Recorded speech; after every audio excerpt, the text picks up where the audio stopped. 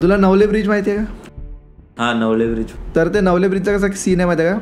आता तिथे इतके ॲक्सिडेंट बघितले ना, इतके ॲक्सिडेंट की म्हणजे काय सांगू आता तुला. मी 3 वर्ष मी कंटिन्यू ॲक्सिडेंट बघितले आहेत. आणि आता रिसेंटमध्ये मी तिथे सगळ्यात भयानक ॲक्सिडेंट बघितला आजपर्यंतचा. एका कंटेनरने 49 गाड्या ठोकल्या होत्या. 49 गाड्या. आणि त्या 2 व्हीलर्स नाही आहेत. गाड्या प्रॉपर कार, वॅगनार, वरना अशा गाड्या, ट्रक सहित. म्हणजे आम्ही ते स्वामीनारायणचा ब्रिज आहे, स्वामीनारायण टेम्पल आहे, तिथून असा वरचा ब्रिज आहे. आम्हाला वरतून खाली रोड दिसतोय. एक स्पीडिंग कंटेनर आला आणि त्यांनी पहिले एका ट्रकला धडक दिली. तो ट्रक पुढच्या ट्रकला वर गेला आणि तो ट्रक आडवा झाला. तो जसा आडवा झाला, मागून येणाऱ्या 4 कार त्या ट्रकवर धडकल्या. आणि एक कार अशी थोडीशी ही होती, म्हणजे वरना टाईपची अशी नसते का, थोडी सिडान, ती त्या कंटेनरच्या खालून गेली. तर तिचं ते वरचं रूफ पूर्ण तुटलं आणि ती खालून डायरेक्ट निघून गेली आणि पूर्ण रक्ताचा सळा पडत गेला. आणि नंतर आम्ही ते बघतोय, आमच्या हातात चहा असा थरथर कापतोय. मी बोलत होतो की मी बोलू की नाही बोलू काही. तुम्ही तिकडे चहा प्यायला थांबला? आम्ही असं काय झालं माहिती का तुला सांगतो. असं स्वामीनारायण टेम्पल उंचावर आहे आणि पलीकडच्या साईडला पण असं उंच आहे. सर्व्हिस रोड आहे, तिथे चहाचे शॉप्स वगैरे आहेत. आणि थोडा मौसम पण चांगला होता. आणि तिथे असं मध्ये ब्रिज आहे एक स्वामीनारायण, त्या खालून हायवे जातो. आम्ही त्या ब्रिजवर थांबलेलो खाली गाड्या बघत. आणि आम्ही हा बघितला लिटरली. आणि त्याच्यानंतर त्याच्या पुढे जे झालं, तो अक्षरशः नवले ब्रिजपर्यंत ते सगळं असं गाड्यांची पूर्ण रांग लागली होती. सगळ्या गाड्या तुटफूट झालेल्या. आणि रोडवर अख्खं डिझेल सांडलेलं, अख्खं डिझेल पेट्रोल इतकं. माझ्या शूजला अजूनसुद्धा स्टेन आहे. या गोष्टीला 2 वर्ष झालेत. अजूनसुद्धा माझ्या शूजवरती ते स्टेन आहेत त्या डिझेलचे. आम्ही नंतर जेव्हा तिथे बघायला गेलो, म्हणजे आम्ही तिथून तर निघालो, मी म्हटलं ट्रॅफिक वगैरे होईल, काही सांगता नाही येत, आपण घरी जाऊ. आम्ही घरी गेलो आणि नंतर मग आलो, थोड्या वेळानंतर जेवण वगैरे करून आलो. तर लोकांना असं एका माणसाला विंडशील्ड असते ना समोरची, ती फोडली होती वॅगनारची. त्याला असं बाहेर काढत होते ना, तर तो येत नव्हता. तो ओरडत होता की मला ओढा तुम्ही काही करून. तर ते बोलत होते की नाही, तुम्ही अडकलेत आतमध्ये स्टिअरिंग व्हीलमध्ये. तो म्हणत होता कसंही काढा मला बाहेर काढायचं, मला खूप त्रास होतोय. त्याला जेव्हा बाहेर काढलं ना, तर त्याची अर्धी बॉडी आतमध्येच होती. तो कमरेपासून वरच आला फक्त, बाहेर आल्या मेला. ज्या लोकांनी त्याला बाहेर काढलं त्यांना असं गिल्ट वाटत होता की आम्ही का काढलं याला. आणि माहिती आहे का, आता मला तू खरं सांग, आता एवढे जे हे स्किल्ड कंटेनर वगैरे जे लोक चालवतात, आता हे किती घाटांमध्ये चालवतात. म्हणजे हे ते नागालँड, आसामच्या साईडचे ट्रक्स असतात, पंजाबवरून जे येतात. हे तर किती, म्हणजे ते हे आपल्या इथले रोड्स काहीच नाही त्यांना. यांना बोबदेव घाट पण काहीच वाटणार नाही. म्हणजे आपला मुंबई पुणे हायवेतले पण घाट काहीच नाही त्यांच्यासाठी. बरोबर. तिकडे हे इतके स्टीप घाट. म्हणजे आम्ही काश्मीरला गेलो तर आम्ही लिटरली त्या लोकांना असं सॅल्यूट मारल्यासारखं केलं आहे की तुम्ही कशी गाडी चालवता इथे. मग त्यांना हा इतका नॉर्मल रूटवर गाडी चालवता जमत नसेल का? मे बी त्यांना काहीतरी. आणि अजून तुला सांगू का, आता एक फन फॅक्ट की जिथे म्हणजे ते स्वामीनारायण, तुला सांगितलं स्वामीनारायण मंदिर आहे, तिथे थोडंसं पुढे गेला ना, तर त्या ब्रिजच्या खालीच, म्हणजे एक्झॅक्ट त्या रोडच्या खाली स्मशानभूमी. आणि खूप लोकांनी म्हणजे असं क्लेम केलं की आमची गाडी तिथे आउट ऑफ कंट्रोलच होते. म्हणजे ते जो ट्रक ड्रायव्हर होता, खूप म्हणजे किती रोज कोणासोबत काहीतरी घडत आहे. त्यांनी आता खूप सारे हे केले, नॉर्म्स लावले तिथे, तुम्ही स्पीड कमी नका करू, गाडी बंद नका करू. त्यांनी ते नसत पट्ट्या टाकतात आडव्या की लोक जर झोपले असेल चुकून तर ते जागा झाले पाहिजे. त्याच्यानंतर पण ॲक्सिडेंट झाले ते त्याने कमी होत आहे तिथे काहीतरी. आणि जांभूळवाडी लेक हा अगोदर सुसाईड स्पॉटच होता असं बोलतात. तर मित्रांनो, कसे आहात तुम्ही? परत एकदा स्वागत आहे तुमचं आपल्या पॉडकास्टमध्ये, भंकस पॉडकास्टमध्ये. आज आपल्याबरोबर आहे Jayesh. Straight out of P टाऊनमधून आलाय, आज पुण्यावरून आलाय स्पेशली पॉडकास्ट करायला. आणि तो खूप जुना व्ह्यूवरही आहे जो आपले पॉडकास्ट बघतो. आणि आज त्याच्याकडे खूप साऱ्या गोष्टी आहेत पुण्यातल्या आणि पुण्याबाहेरच्या. सो जयेश, कसा आहेस? मी मस्त आहे, तू सांग. मी पण एकदम मस्त. कसं वाटते मुंबई? कशी वाटते? मुंबई तर आता सध्या पावसाळ्यात म्हटलं तर जन्नतच. थोडा आहे चिकचिक, पण ठीक आहे चालेल. तुला गर्दी नाही भेटली ना भाई येते वेळी? हा संडे आहे ना, संडे म्हटल्यावर काय तर वैतागला असतंस तू, कुठे बोलवलंय मला. ते तर झालंच. पण तू तुझ्याबद्दल सांग लोकांना की तू काय करतोस आणि कसं काय चाललंय. मी तसं तर इंजिनियर आहे आणि IT कंपनीमध्ये जॉब करतो सध्या. आणि इतर वेळी मी ओपन माईक शोज करत असतो, होस्टिंग पण करतो. मोस्ट ऑफ द टाइम फिरतोय मी सध्या इंडियामध्ये भरपूर ठिकाणी. हां, सध्या माझं 12 ज्योतिर्लिंगचं एक शेड्यूल चालू आहे, तर त्यातले ते करतोय. त्याच्यामध्ये पण मला भरपूर एक्सपिरियन्सेस आलेले आहेत, ते पण मी शेअर करणार आहे आज. आणि बस मग बाकी रायटिंग, मी पोएट आहे, पोएट्री पण करत असतो, कविताही लिहितो. हां सही भाई. पण तू सांग की तुला हॉरर ह्या विषयावर आवड कशी आली? हॉरर तू पहिली अशी हॉरर स्टोरीज कोणती ऐकलेली? हॉरर या विषयावर म्हणजे आता तुला पण माहिती आहे, आपण म्हणजे आपण मिलेनियल्स आहे, आपण 90s मधले किड्स, तर आपण तो एक काळ बघितला आहे ज्याच्यामध्ये आपले ते भारनियम असायचं, लोड शेडिंग. तर मग आमच्याकडे फिक्स होतं की 7ला लाईट गेली की 11ला लाईट येणार. मग 7 ते 11च्या मध्ये काय करणार आहे ना, मग तेच मग आजीच्या शेजारी बसायचं आणि गोष्टी गप्पा ऐकायच्या. आणि ती असं की लाईट गेलेली सगळीकडे. आणि मी माझं असं की मी लहानपणी क्वार्टर्समध्ये राहायचो, जे गव्हर्नमेंटचे क्वार्टर्स असतात ना तिथे. तर तिथे माहिती ना अजून मजा की सगळ्या म्हणजे एक सोबत 40 बिल्डिंगच्या लाईट्स गेल्या. तर मग कसं मग सगळे लोक बाहेर येऊन बसलेत, सगळे बाहेर खुर्च्या टाकून बसलेत, खाट टाकून बसलेत, आणि बत्त्या, कोणी पत्ते खेळत आहेत, तर कोणी त्यांच्या चालू आहेत गॉसिप बायकांच्या. मग आपण स्टोरीज ऐकायच्या. मग एखाद्याला मध्ये तहान लागते, मग त्या अंधारामध्ये तो आतनं जातो मेणबत्ती घेऊन पाणी प्यायला. मग त्याच्यानी चुकून चमचा पडतो किंवा मग ग्लास पडतो, त्याचा आवाज, त्याने घाबरायचं. मग ते तिथून तो क्रेज असा आलाय की हॉरर हा माझा जॉनर आहे. आणि आधी आपल्याकडे सिरियल्स पण यायचे ना रे, आहट यायचं, फिअर फाईल्स यायचं, कोई है यायचं, असंभव करून एक सिरियल होती मराठी, ते पण यायचे. तर मग आणि त्यांचा टायमिंग असा राहायचा की बिलकुल 10:30 नंतरच, 10:30-11. आणि घरच्यांचं कसं राहायचं, नाही उद्या शाळा आहे, लवकर झोपायचं. हा टीव्ही नाही, ते लोक बघायचे, आपल्याला झोपायचं, तुम्ही झोपा. मग एकतर आपण काय करायचं, फक्त ऐकून चादरच्या आतमध्ये फक्त ऐकून इमॅजिन करायचं, किंवा मग काय करायचं, चादरमध्ये एक असं छोटंसं बीळ करायचं, त्याच्यामधून टीव्ही बघायचं. पण बघायचं तसे किती पण, स्पेशली सॅटर्डेला वगैरे. त्याचं मला आठवतंय की आम्ही लोक शनिवारी बघायचो. हा, शनिवारी त्यांचा महा एपिसोड पार 3-3 तासाचे एपिसोड राहायचे. नाहीतर मग असं राहायचं की एक 5 दिवस चालत आलेले स्टोरीचा एंड राहायचा तो तिथे. तर मग तेच मग ते त्या गोष्टी बघून मग असं वाटायचं की यार हे खरं आहे की नाही आहे. म्हणजे आता पण लहानपणापासून आपण कसं अजूनही तो क्रेज तर अजून पण मी तो शोधतोय. म्हणजे असं मला वाटतं की यार सापडायला पाहिजे एखादा तरी. म्हणजे त्या स्टोरीज बघणं झालं, ऐकणं झालं. आणि आमची ते कसं होतं रे, म्हणजे आता आमच्या बिल्डिंग खूप जुन्या होत्या. म्हणजे काय की आम्ही जेव्हा तिथे राहायला गेलो तेव्हा त्या बिल्डिंगला काहीतरी 20-25 वर्ष होऊन गेलेले होते. आणि अगोदरच्या बिल्डिंग अशा होती ज्या आता अबंडन करून ठेवल्या आहेत, त्यांना 40-50 वर्ष झाले आहेत. ते आता कोणी तिथे राहणार नाही. मग त्यांना ते ग्रिलचं गेट लावून ठेवलं आहे, आजूबाजूनी कुंपण केलं आहे, तिथे तुम्ही जायचं नाही. आणि आमचं असं राहायचं की आता पतंग वगैरे आपण उडवतो बरोबर संक्रांतीला. आणि आमच्याकडे प्रचंड पतंगचा क्रेज आहे. म्हणजे दिवाळी झाल्यानंतर असं भाऊबीज झाली किंवा तुळशी विवाह झाल्यानंतर लोक पतंग उडवायला घेतात. ओके. तर मग तेव्हापासून असं. आणि पतंग कटून सपोज तिथे गेली आहे त्या बिल्डिंगवर, मग त्या बिल्डिंगमध्ये जायचं. मग ते चोर वाटेने जा, खिडकी फोडून जा, त्याच्या आतमध्ये जायचं. आणि तेव्हा पण असे खतरनाक एक्सपिरियन्स आले आहेत ना. म्हणजे एक मित्र गेला आतमध्ये आणि तो अर्धा तास झाला बाहेरच येत नाहीये ना. वरतून आम्हाला आवाज देतोय म्हणजे टेरेसवरती जाऊन की मी पतंग फेकतोय खाली, तुम्ही पकडा, काहीच नाही. आणि आमची पण फटारते की आता आतमध्ये जाऊ की नको जाऊ. हा, म्हणजे आम्हाला पण जाता येतं आतमध्ये, पण आपण पण जाऊ की नको जाऊ त्याला आतमध्ये, आपण येऊ की नाही, आपण आपल्याला कोण बघायला येणार, आपण जर सगळ्यात लास्ट आहे तर. मग ती एक भीती. मग ते तेव्हापासून असं एक हे झालं होतं की हॉरर म्हणजे काहीतरी तर असतं. आता मी सांगतो बघ, आपल्याला भीती वाटते आणि आपण घाबरतो, बरोबर. या दोघांमध्ये डिफरन्स आहे. म्हणजे भीती वाटते आपल्याला, पण कधी कधी कसं असतं की आपल्याला कुत्र्याची भीती वाटते पण आपण त्याला घाबरत नाही. सपोज जवळ आला तर आपण टॅकल करून घेऊ, ठीक आहे. एक गोष्ट असते की ज्याला आपण घाबरतो जेन्युअली त्याला आपण फेसच नाही करू शकत. मग इथे असं होतं की यार भूताची भीती वाटते पण बघितलंच नाही ना आजपर्यंत, मग घाबरायचं कशाला, जेव्हा येईल तेव्हा बघून घेऊ आपण कसं काय. तर तो एक असा हे होता की जॉनर की हॉररमध्ये तर आता म्हणजे राहायचंच आहे. मी हॉरर मूवीज वगैरे पण भरपूर बघतो आणि हॉरर पॉडकास्ट पण ऐकतो, स्टोरीज पण खूप वाचल्या आहेत. आणि असं फिलॉसॉफी पण करतो आता मोस्टली. म्हणजे भरपूर प्रकारची पुस्तकं वाचून म्हणजे मला खूप सारे त्यातले टर्म्स माहिती आहेत.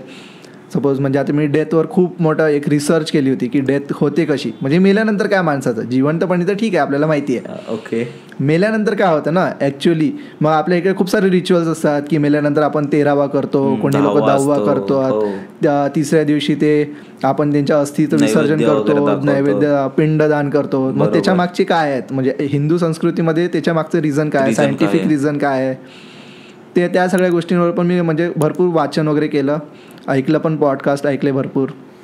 तर त्याच्यावर पण पडलं तुला आता खूप साऱ्या गोष्टी आहेत. मी सांगेल एक माझी स्टोरी त्याच्याशी रिलेटेड आहे. बरं, एक पर्सनल एक्सपिरियन्स आहे त्याच्यावरती. त्याच्यानंतर तर मी खूप त्याच्यावरती म्हणजे खूप जास्त भयानक रिसर्च केला होता की हे का होतं आहे माझ्यासोबत. म्हणजे आता जसं लोक बोलतात ना की सकाळचे स्वप्न खरे होतात, जर तुम्ही सकाळी 3 ते 5च्या मध्ये जर स्वप्न बघितलं आणि तेव्हा जर तुम्ही स्वप्न बघून उठले तर मग ते स्वप्न तुमचं खरं होतं.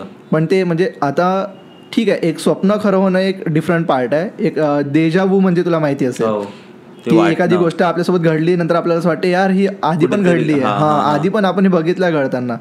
माझं असं झालेलं की मला स्वप्न पडलं आणि तीच गोष्ट माझ्यासोबत लगेच घडली विदिन म्हणजे 5-10 मिनिटात. इन्सेप्शन म्हणजे असं मी इतका थक्क होतो की त्याच्यावर तो पार्ट मी डिस्कस करणारच आहे. नाईस. पण मग तू सुरुवात करास तुझ्या स्टोरी पासून, जी तुला पहिली स्टार्ट करावीशी वाटेल ती. तीच त्या स्टोरी पासून मी स्टार्ट करेल. की आता कसं झालं आहे, माझा मॉर्निंगचा शेड्यूल आहे, म्हणजे माझी सकाळी 6ला शिफ्ट असते आणि अगोदर असं राहायचं की मी कॅबने जायचो. मला कंपनीची एक प्रोव्हायडेड कॅब राहायची, ती मला 5ला पिक करायची आणि मग माझ्यानंतर अजून 2-3 पिक करून आम्ही 6ला ऑफिसला पोचायचो. मग 5ला जर मला कॅबला बसायचं आहे तर मी 3:30ला उठायचो. मग माझं असं होतं की ठीक आहे आता मी पण थोडा म्हणजे असं धार्मिकच आहे, मी 3:30ला उठायचो आणि माझं एक असा प्रॉपर शेड्यूल राहायचा की ब्रह्ममुहूर्तमध्ये उठत आहे, आंघोळ वगैरे करायची, योग करायचा, त्यानंतर देवपूजा करून मग निघायचं. तर माझा असा अलार्म लावायचा. आता कधी कधी होतं की आपण नाही झोपत, कारण माझे खूप सारे काम असतात सुरू. मी कधी कधी क्रॉशे पण करतो, विणत बसतो, तर मग ते टाईम माहीत नाही पडत की किती. कधी कधी बुक वाचत बसतो तेव्हा पण कळत नाही की मी रात्री 12 वाजले 1 वाजले आणि मग मला 3:30ला शार्प उठायचं आहे. मग मी असे अलार्म लावून ठेवलेले आहेत की एक 3:30ला अलार्म आहे माझा फिक्स, त्यानंतर मग 5-5 मिनिटाला असे 6 अलार्म आहेत 4 वाजेपर्यंत. म्हटलं ॲटलीस्ट 3:30ला उठून एकदा मी पाणी तरी गरम करायला ठेवेल, म्हणजे मग मी अजून एक झोप घेऊ शकतो 10-15 मिनिटाची पाणी तापेस्तोवर. तर माझं असं झालं होतं एकदा, म्हणजे मी स्वप्न सांगतो काय पडलं की मी लिफ्टने येतोय वर 4th फ्लोअरला आणि मी लिफ्टचा डोअर ओपन केला. मी गेटमध्ये आलो आणि डायरेक्ट आतमध्ये आलो. मी डोअर ओपन नाही केला, काहीच नाही, आतमध्ये आलो. आणि आता आमचं कसं आहे, आम्ही 3 जण राहतो आमच्या फ्लॅटमध्ये. मी राहतो, माझा एक फ्रेंड आहे अंकुश आणि एक फ्रेंड आहे ऋषिकेश. तर अंकुश जो आहे तो हॉलमध्ये झोपत असतो आणि मध्ये किचन आहे आणि बेडरूममध्ये आम्ही दोघं झोपतो, मी आणि ऋषिकेश. तर मी आतमध्ये आलो बेडरूममध्ये आणि मी बघतो की अरे यार अंकुश उलटा झोपला आहे. म्हणजे आता नॉर्मली कसं असतं की आपण भिंतीच्या साईडला डोकं करून झोपतो, बरोबर. तर त्याचं असं होतं. आणि आमचं कसं, तो जिथे झोपतो त्याच्या पाठीमागे गॅलरी आहे आणि गॅलरीला ते स्लायडिंगचे डोअर्स आहेत. तर मी म्हटलं अरे यार हा उलटा झोपला आहे, जर मी चुकून गॅलरीला जाता याच्या डोक्याला जर मी पाय वगैरे मारला तर कसं. मी म्हटलं याला बोलू का सरळ झोपायला. मी म्हटलं जाऊ दे सोड, आता झोपला आहे तर कशाला उठवायचं.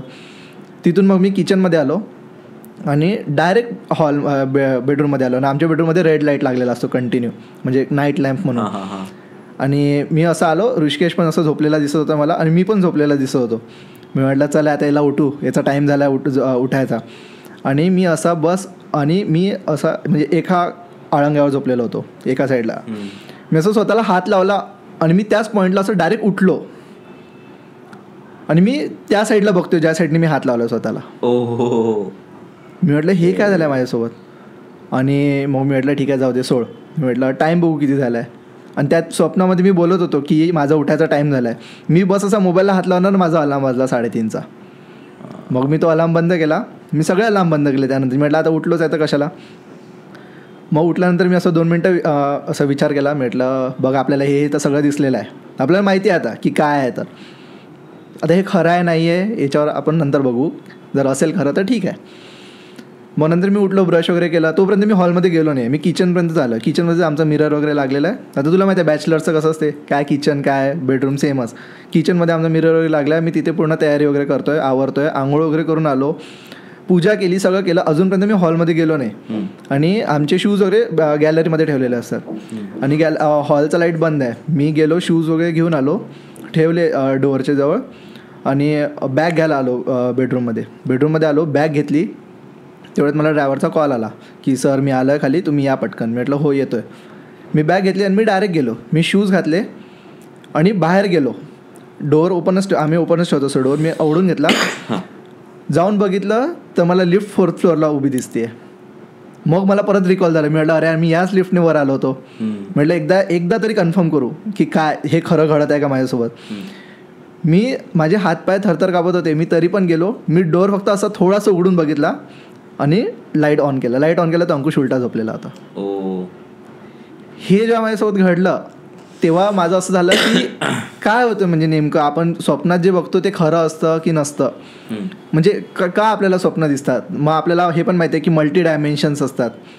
म्हणजे आपल्याला माहिती आहे ना प्रत्येक एका ठिकाणी म्हणजे आता इथे जो टाईम चालू आहे हा दुसरीकडे वेगळा टाईम असेल. म्हणजे डायमेन्शन्स हे चेंज होतात. मग माझं असं होतं की स्वप्नामध्ये आपल्याला जे दिसतं ते कसं असतं. म्हणजे आता मग मी एक लहानपणी स्टोरी ऐकली होती की स्वप्नामध्ये आपला आत्मा आपल्या बॉडीच्या बाहेर निघतो आणि तो सर्वत्र इकडे तिकडे फिरत असतो. पण मग नंतर मला थोडंसं रिसर्च केल्यावर कळालं की आत्मा हा 5 वायूपासून बनलेला असतो. म्हणजे हा एक आत्मा नाही आहे, 5 गोष्टी. जशी एक बॉडी 5 तत्वापासून बनलेली असते, जसं आपल्याला माहिती आहे ना 5 तत्व असतात, अग्नी, वायू, जल, पृथ्वी आणि आकाश. हे 5 तत्वापासून आपली बॉडी बनलेली असते. तसा आत्मा पण हा 5 वायूपासून बनलेला असतो. मग हे जे 5 वायू आहेत हे 5 वायूपैकी एक वायू असतो जो असतो प्राणवायू. या प्राणवायूमध्ये एक पॉवर असते की हा बॉडीमधून निघून बाहेर फिरू शकतो. मग हा जेव्हा बाहेर फिरत असतो तर हा तिथून सिग्नल्स पाठवत असतो आपल्या बॉडीला की बाहेर काय घडत आहे. सपोज मग आपल्याला कधी कधी काय होतं की आपल्याला ऐकू येतात गोष्टी. सपोज आपल्या बाजूला बसून कोणतरी काय बोलत आहे तर आपल्याला माहिती असतं आपला एकच सेन्सरी ऑर्गन झोपेत आहोत. आपण फुल झोपेत आहे पण आपला एक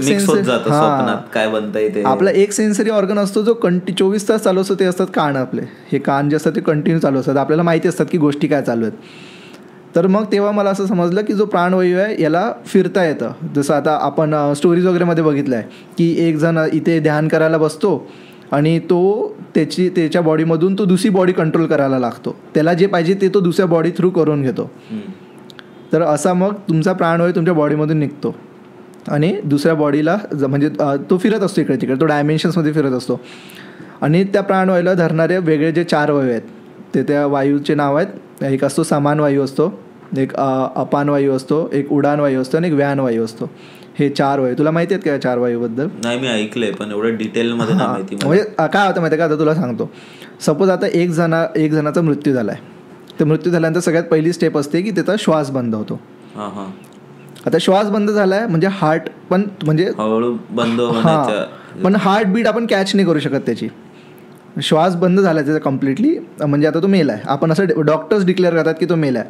पण आपल्याला माहिती आहे की ऑर्गन्स आपले जिवंत असतात. आपण 6 तासापर्यंत डोळे डोनेट करू शकतो, किडनीज डोनेट करू शकतो, हार्ट पण जिवंत असतो. तर त्याच्यामध्ये असं मग त्याला जे अख्खी बॉडी चालवणारे जे बाकीचे वायूज असतात ना त्याच्याबद्दल सांगतो की जो समान वायू असतो त्याचं काम असतं की तो आपल्या बॉडीचं टेम्परेचर बाहेरच्या टेम्परेचरसोबत मॅच करत असतो.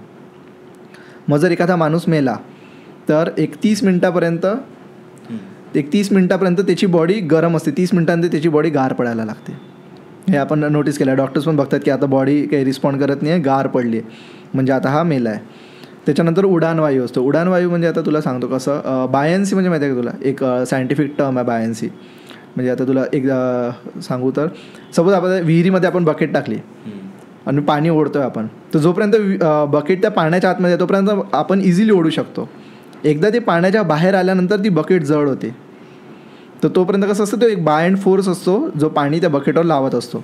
तसं आपल्या बॉडीमध्ये असतं. आता जर तू एखाद्या जिवंत माणसाला उचलत आहेस तू इझिली उचलू शकतो त्याला. तू 80 किलोचा पण असू दे तू एकटा त्याला उचलू शकणार.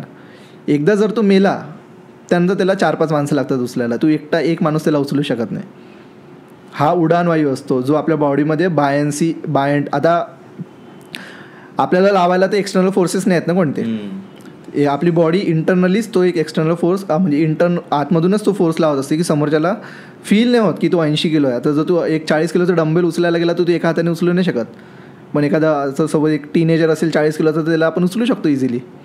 हा असतो आपला उडान वायू.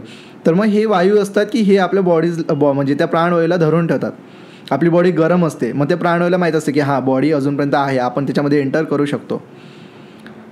तर हा एक असा फॅक्टर असतो, म्हणजे ते 4 वायू जे आहेत ना ते धरून ठेवतात. ते काय करतात माहिती आहे का, जो प्राणवायू हा जरी फिरत असला कुठे, जर आता तुला मी उठवणार आहे तर तुझ्या बॉडीला माहीत असते की आपल्याला कोणतरी उठवायला येत आहे, फील होतं आपल्याला की कोणतरी येणार आहे आपल्याला उठवायला. मग हे काय करतात, सिग्नल्स पाठवतात की पटकन आपल्याला उठवणार आहे. कधी कधी बघ तू असं नोटीस केलं असेल तर तू एक आता सवय लावतो की तुला या टायमिंगला उठायचं. जसं मला सवय आहे आता की मी प्रॉपर मला आता 4:30ला मी उठणारच आहे फिक्स. मी अलार्म वाजायच्या 5-10 सेकंड पहिलेच उठतो रोज. ते मग आपल्याला होऊन जाते ते, अरे यार आपण अलार्म बस म्हणजे उठलोय ना अलार्म वाजलाय. बरोबर, खूप वेळा असं होतं. म्हणजे ते आपली बॉडीनं सिग्नल देते की बघ टाइम झालाय, ये पटकन ये चल. एकदा तू असं पण ट्राय कर की जर तुला ना असं बोलतात की आपण उठल्यावर आपले स्वप्न 30 सेकंदात म्हणजे इरेज होतात. पण तू रात्री यांना हे ठरव की मला आता उद्या म्हणजे आता जेव्हा मी झोपेन तर मला सर्व स्वप्न लक्षात ठेवायचे आहेत. फक्त 3 ते 4 वेळेलाही असं स्वतःला बोल आणि सकाळी उठून बघ स्वप्न केलंय मी ते पण. आणि मला वाटतं 80-70% स्वप्न तुला आठवणीत राहतात की काय पूर्ण. मला आज सकाळचं अख्खं स्वप्न लक्षात आहे. मी त्यानंतर काय झालं, मग मला ना मी खूप क्युरियस आहे. मी एक तर घाबरत नाही, म्हणजे मला असं आहे की मला नाही भीती वाटत. ठीक आहे ना, कायच होईल, at the end of the day काय होणार आहे या विचाराने चालतो. मग म्हटलं ठीक आहे आता बघूनच घेऊ आपण काय होणार आहे. तर मग मी काय करतो, सगळे स्वप्न ना असं रेकॉर्ड करत चाललं. मी रोज सकाळी उठतो आणि असं स्वप्न रिकॉल करतो की मला काय दिसलं आज टोटल. आणि मध्ये मध्ये काय होत होतं, म्हणजे असं आता मला आत्ता स्वप्न दिसलं आहे लगेच घडलं आहे ते. म्हणजे मी असं समोरच्याला जसं बोलतात ना सिक्स्थ सेन्स, असं एक दूरदृष्टी मी असं सांगू शकतो समोरच्याला. म्हणजे असं होत होतं माझ्यासोबत मध्ये मध्ये. तर मी घाबरत होतो कारण मला चुकीच्या गोष्टी दिसत होत्या. मला असं दिसत होतं की म्हणजे कोणाचा तरी ॲक्सिडेंट झाला आहे माझ्या जवळच्या माणसाचा. मग मी त्याला फोन करून बोलत होतो की यार तू थोडं स्लो जा, तुझ्यासाठी सोबत होऊ नाही शकत. मग ते बोलायचे तू काय ज्योतिष आहे का, तुला कसं काय कळत आहे. मी बोलतो अरे 1-2 एक्सपिरियन्स आले आहे त्याच्यावरून मी सांगतोय. पण मग मी माझ्यासोबतचे पण दिसायला लागले तर मी घाबरायला लागलो. मग मी म्हटलं ठीक आहे आपण थोडंसं चेंज करू. मग मी ते असं बोलतात ना धारदार शस्त्र तुमच्या उशीखाली ठेवायचा म्हणजे तुम्हाला तसे स्वप्न येत नाहीत, तसं काहीतरी प्रॅक्टिस करायला लागलो होतो. पण माहिती आहे का तुला, लहानपणी पण असं व्हायचं, म्हणजे ना फील व्हायचं की काहीतरी आहे पण काहीतरी चुकीचं आहे पण बोलू नव्हतो शकत. म्हणजे कसं आता आपण लहानपणी थोडं घाबरतो पण म्हणजे आपल्याला असं वाटतं की यार घरचे काय बोलतील, ते म्हणतील की नाही तू वेडा झालायस, हे बरोबर नाही आहे. असं नसतं मोस्टली. तर लोकांना काय आपण जर असं बोललो की मला भूत दिसला तर ते काय बोलतील, असं काय नसतं, बरोबर हे खोटंच आहे. तू काहीतरी वेगळंच बघितलंय, तू कोणाची तरी सावली बघितली असेल, तू कोणत्या तरी वेगळ्याच माणसाला बघितलं असेल, काल सिरियल वगैरे पाहिले. हां त्यांचं तेच असतं की तू काहीतरी भूताचा मूवी बघितला म्हणून तुला फील होत आहे. पण मोस्ट ऑफ द डे आपल्याला माहिती असतं आपल्यासोबत काय घडलं आहे. सोबत आता तुम्हाला असं वारा लागून गेलाय, असा तुला जर वारा भेदून गेलाय तुला जाणवतो की तुला वारा भेदलाय. जर समोरच्याला नाही भेदला तर तो कसा बोलेल ना. तू म्हटलं की मला गार लागला तर तो बोलला की नाही यार मला गार लागत नाहीये. आता दिसत दोघांना पण नाही की वारा दिसतो का, बरोबर अनुभव. मग ते ज्याला फील आलं तेच. मग काय व्हायचं माहिती का, लहानपणी आमचं ना ते क्वार्टर्समध्ये राहत होतो आम्ही. तर एका क्वार्टरमध्ये ना म्हणजे खूप कमी लोकांना माहिती होतं की तिथे एका जणाने फाशी घेतली आहे. अच्छा. हां म्हणजे ती एक बाई होती, ती त्रस्त होती तिच्या नवऱ्याला आणि तिचा नवरा दारू वगैरे प्यायचा, त्याने फाशी घेतली आहे. तर ती खूप अशी हे करायची, म्हणजे तिने फाशी घेतली. तिचा नवरा एकटाच राहायचा तिथे आणि मुलं वगैरे सगळे सोडून गेलेले त्याला की हा आता आपल्यासोबत म्हणजे हा आता आपल्याला कायच पुजणार ना, म्हणजे आपल्याला पैसे लावेल नाही लावेल ह्याला स्वतःलाच कमी पडतात असं. तर मुलं वगैरे जे होते ते सगळे आत्याच्या घरी शिफ्ट झाले आणि तो माणूस एकटाच राहायचा. तर त्या माणसाला ती बाई इतकी हॉन्ट करायची, बोलतात इतकी हॉन्ट करायची की त्या माणसाने म्हणजे तो माणूस असा होता की तो तिला हेट करायला लागला होता नंतर की तिने का आणि तो त्या चक्करमध्ये अजून दारू प्यायला लागला होता. आणि एक दिवस असं बोलतात की त्याच याच्यामध्ये त्याने स्वतः पण फाशी घेतली त्या माणसाने. हां ओके. आणि मोबाईलमध्ये असं व्हॉइस नोट रेकॉर्ड केला होता त्याच्याच त्या म्हणजे दारू पिलेल्या आवाजामध्ये की ही काय मला सोडणार नाही आहे, तर मी एक काम करतो, ही मला घेऊन जाण्यापेक्षा मी तिच्याजवळ जातो. बापरे. हां ही मला रोज त्रास देते, ही मला सुखाने जगू देत नाही आहे आणि ही मला रोज दिसते पण या घरामध्ये, असे त्याचे क्लेम्स होते. आणि शेवटी मग तो फाशी घेतली, त्याने पण फाशी घेतली. पण त्याची फाशी इतकी अनयुज्युअल होती ना, म्हणजे असं त्याच्या गळ्याला, आता फास घेतलेल्या माणसाच्या गळ्याला असे हे पडतात, एक मार्क पडतो असा की त्याने फाशी घेतली आहे. त्याच्या वेळेला असं वाटत नव्हतं तिने फाशी घेतली, असं वाटायचं की तिने म्हणजे तो नॅचरलीच मेला आहे.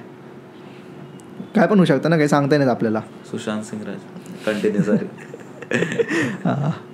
तर मग असा एक किस्सा घडलेला. म्हणजे आता त्याच्यावरून मग मला असं वाटतं की ड्रीम्समध्ये जे होतं ते ऑलमोस्ट म्हणजे आपण 100% तर बोलू नाही शकत, पण मोस्टली आपल्याला असं होतं की आपल्याला काय होतं माहिती आहे का, कधी कधी ना आपण ट्रॅव्हल करत असतो डायमेन्शन टू डायमेन्शन. मग आपल्याला काय होतं, खूप साऱ्या गोष्टी दिसतात. मध्येच आपल्याला 5 सेकंड एक वेगळी फ्रेम दिसली, त्याच्यानंतर परत एक दुसरी फ्रेम दिसली, मध्येच आपण कुठेतरी वेगळीकडे आहे, मध्येच आपण कुठेतरी दुसरीकडे. तर ते कसं होतं की खूप साऱ्या लोकांचे म्हणजे त्या टाईम पिरियडमध्ये भरपूर लोक झोपलेले आहेत ना. तर आपण काय होतं मोस्टली ते लोकांच्या काहीतरी इंटरॅक्शन्समधून पास होतो आपण, म्हणून आपल्याला ते लोक दिसतात. पण असं खूप वेळेसाठी कोणीच दिसत नाही, कधीच एका स्वप्नात असं होत नाही. सपोज आपण एकटे आहे तर मग ठीक आहे, आपण एकटे आहे एका म्हणजे असं एखाद्या जंगलात आहे आपण किंवा एखाद्या कोणत्या पण स्पेसमध्ये आहे, आपल्याला फक्त आपणच लक्षात असतो. आपल्यासोबत असं होत नाही की एक अख्खा किस्सा घडलाय. हां, असं कधीच होत नाही की एक अख्खा किस्सा घडलाय की मी 1 तासभर कोणत्या तरी माणसावर बसून बोललो आहे स्वप्नामध्ये, असं होत नाही कधीच. तुला फक्त एक छोटीशी झलक दिसणार, कारण त्यांना पण एक वेगवेगळे डायमेन्शन्समधून ते पण लोक पास होत असतात. मग ते आपल्याला कुठेतरी मध्ये भेटतात एक 2-3 मिनटासाठी आणि ते चेंज होतात फ्रेम्स. आणि तेव्हा असं होतं की जेव्हा आपला प्राणवायू आपल्या बॉडीच्या एकदम जवळ असतो ना, तेव्हा जे आपल्याला दिसतं ना ते सगळ्यात जास्त खरं असतं, असं होतं. म्हणजे सपोज आता तो कुठेही असू दे, तो सपोज तुमचा प्राणवायू तुमच्या अमेरिकामध्ये असेल, पण तुम्ही जर त्याच्या 2 मिनिटांनी उठणार आहे ना, तर तो तुमच्या सगळ्यात जवळ आहे. ओके, म्हणून ते असं बोलतात की सकाळी पाहिलेलं स्वप्न. हां, म्हणून असं बोलतात की जे आपण सकाळी बघतो ना ते खरं होतं, मग ते काय पण असू दे. आणि मोस्टली काय होतं माहिती आहे का, आता सपोज आता असं पण बोलतात की जर एखादा माणूस झोपला तर त्याला एकदम असं उचलून उभं नाही करायचं, नाहीतर तो कोमात जाईल. तर त्याच्या मागचं रिझन पण हेच आहे की कधी कधी काय होतं माहिती आहे का, तो प्राणवायूची स्पीड लाईट समज असतं की लाईटच्या स्पीड एवढी आहे, तो किती पण फास्ट परत येऊ शकतो. पण जर एखाद्याला फीलच नाही होतं की त्याला उठवणार आहे, एखादा एकदमच गाळ झोपते, एकदमच गाळ, त्याचे बाकीचे 2-3 सेन्सेस पण बंद आहेत, म्हणजे ते पण शांतपणे तो जो प्राणवायू जे फील करतो तेच फील करतात. तो पूर्णपणे त्या ट्रान्झिशन फेजमध्ये, आणि आपण जाऊन त्याला लगेच असं उचलून उभं केलं तर त्याचे सगळे सेन्सेस ऑन होतात, पण त्याचा प्राणवायू येतच नाही परत. मग असे पर्सन ब्रेन डेड होतात.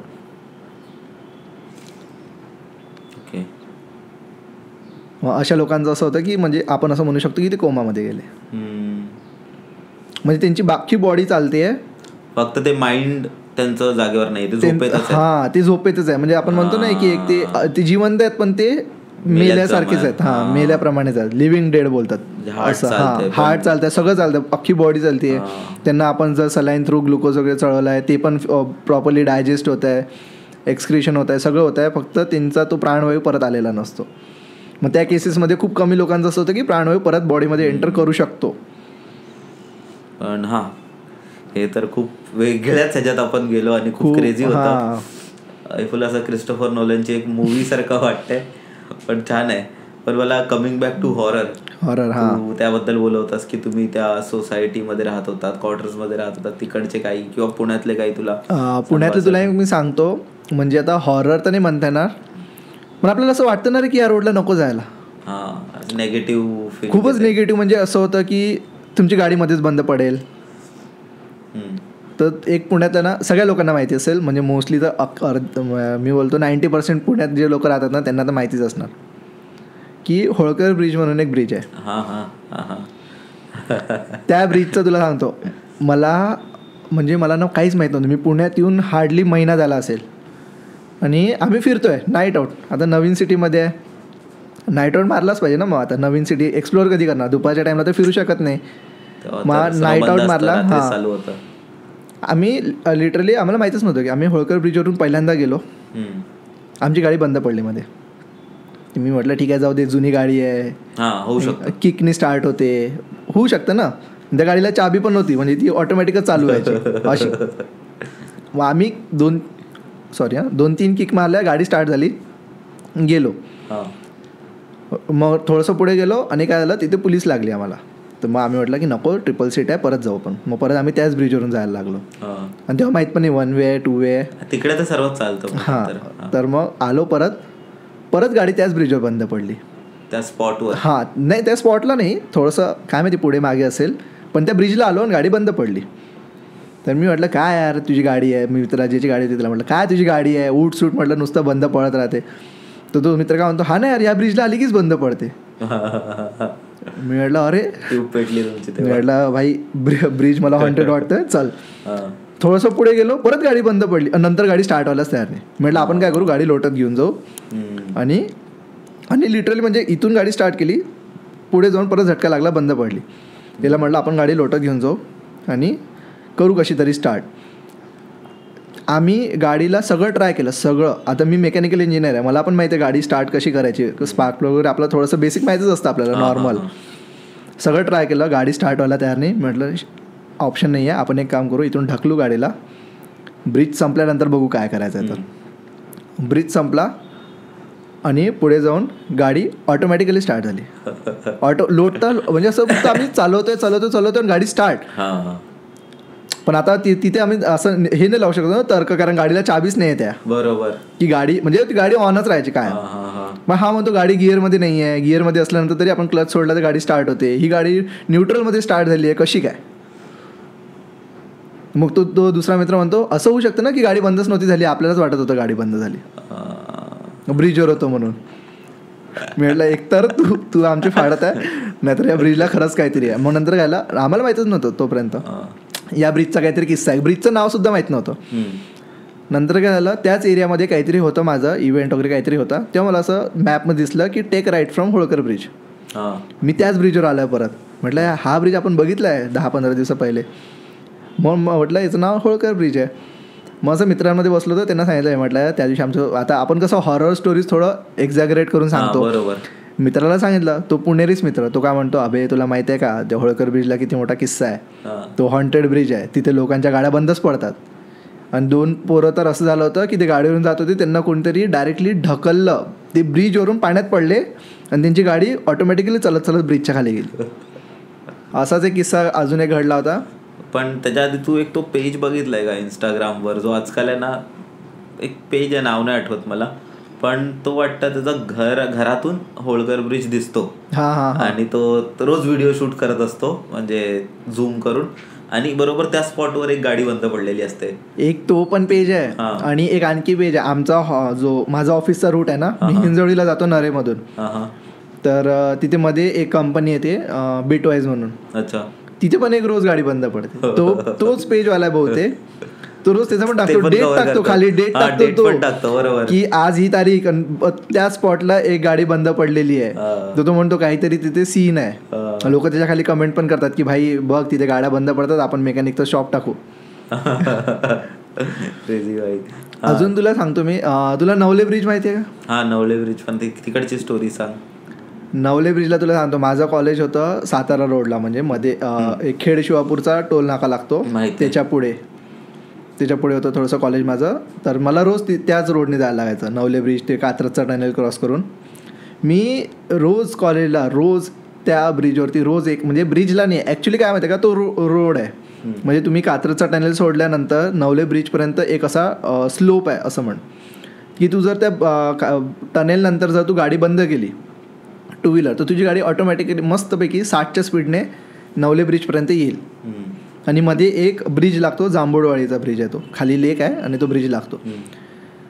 तर आणि तो थोडासा असा म्हणजे घाटसारखाच रोड आहे, इतका पण स्टीप म्हणजे हे नाही आहे, म्हणजे इतका पण टर्न्स नाही तिथे, पण थोडेफार आहेत, स्लोप खूप आहे.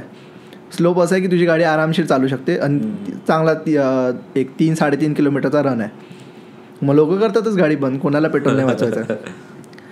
मी त्या रोडवरती डेली बेसिसवर ॲक्सिडेंट बघितले, डेली रोज आम्हाला एक ॲक्सिडेंट दिसत रोज. आणि तुला अजूनही सांगतो, तिथे ना एक टर्नला एक पेट्रोल पंप आहे राईट साईडला. जर तू त्या साईडने येत असेल, नवले ब्रिजच्या साईडला येतोय तू, तर एक राईट साईडला पेट्रोल पंप आहे, तिथे एक टर्न आहे. तिथे त्या पॉईंटला तर मी तुला सांगतो ना 85% ॲक्सिडेंट मी त्याच पॉईंटला बघितले. 85% जास्त ॲक्सिडेंट मी त्याच पॉईंटला बघितले. तिथे ट्रक आडवा पडेल, तिथे म्हणजे लिटरली काय झालं होतं, एकदा एक फॅमिली त्यांच्या मुलाला कुठेतरी बहुतेक पुण्यात सोडून परत जात होती आणि ते डायरेक्ट तिथून खाली दरीत पडली. त्यांच्या गाडीचं असं म्हणजे ते 4 जण होते काहीतरी गाडीमध्ये, मम्मी पप्पा एक ड्रायव्हर आणि भाऊ की बहीण कोणतरी होतं त्यांचं, ते सगळे मेले त्या गाडीमध्ये. बापरे. त्यांना कोणी धक्का नाही, त्यांना कोणी टक्कर नाही मारली, त्यांना कोणी काहीच नाही केलं. ते डायरेक्ट त्या रोडने, आणि असं पण आहे ना की म्हणजे बिलकुल रोडला लागूनच दरी आहे, रोडला लागून एक चांगला खूप मोठी जमीन आहे आणि त्याच्यानंतर पलीकडच्या साईडला असं खाली दरीसारखं आहे. ती गाडी डायरेक्ट खाली गेली. असं म्हणजे त्या ड्रायव्हरला तिथपर्यंत कंट्रोल नाही झाली ती गाडी की थांबू शकतो आपण. एक मागे ते मुंबई पुणे ते मध्ये तो भोगदा लागतो ना टनल आहे, तिथे पण त्याचे पण खूप स्टोरीज आहेत. मला वाटतं 2090s की 2000ची गोष्ट आहे. कोणतरी एक मराठी मूवी की सिरियलची ऍक्ट्रेस होती, तर तिची तिथे डेथ झाली होती आणि ती लोकांना दिसते असं. तिथे काही ना काही खूप सारे रुमर्स आहेत, रुमर्स पण म्हणता येतात आणि काही लोकांना म्हणजे खरं पण दिसतं. आता तेच आहेत ना की ह्याला लोक 100% प्रूव्ह नाही करू शकत ना. प्रूव्ह कोणीच नाही करू शकत. मला दिसलंय पण मी समोरच्याला कसं दाखवू, आणि ते पण तुलाही माहिती नाही की ते 100% तुला दिसलंय की तुला वाटतंय. ते पण लोकांना थोडा डाऊट असतो. म्हणजे ठीक आहे, मी जर दाखवलं जरी समोरच्याला की हा बघ मला हे दिसलं, पण तो काय म्हणे पटणार आहे का, तो बोलेल तुम्हाला बनावटी स्टोरी सांगतोय. तर ते नवले ब्रिजचा कसा सीन आहे माहिती आहे का. आता तिथे इतके ऍक्सिडेंट बघितले ना, इतके ऍक्सिडेंट की म्हणजे काय सांगतो तुला. मी 3 वर्ष मी कंटिन्यू ऍक्सिडेंट बघितले आहेत आणि आता रिसेंटमध्ये मी तिथे सगळ्यात भयानक ऍक्सिडेंट बघितला आजपर्यंतचा. एका कंटेनरने 49 गाड्या ठोकल्या होत्या, 49 गाड्या, आणि त्या 2 व्हीलर्स नाही आहेत, गाड्या प्रॉपर कार, वॅगनार, वर्ना अशा गाड्या ट्रक सहित. म्हणजे आम्ही ते स्वामीनारायणचा ब्रिज आहे, स्वामीनारायण टेम्पल आहे, तिथून असा वरचा ब्रिज आहे, आम्हाला वरतून खाली रोड दिसतोय. एक स्पीडिंग कंटेनर आला आणि त्यांनी पहिले एका ट्रकला धडक दिली. तो ट्रक पुढच्या ट्रकला वर गेला आणि तो ट्रक आडवा झाला. तो जसा आडवा झाला, मागून येणाऱ्या 4 कार त्या ट्रकवर धडकल्या आणि एक कार अशी थोडीशी ही होती, म्हणजे वर्ना टाईपची अशी नसते का, थोडी सिडान, ती त्या कंटेनरच्या खालून गेली. तर तिचं ते वरचं रूफ पूर्ण तुटलं आणि ती खालून डायरेक्ट निघून गेली आणि पूर्ण रक्ताचा सळा पळत गेला.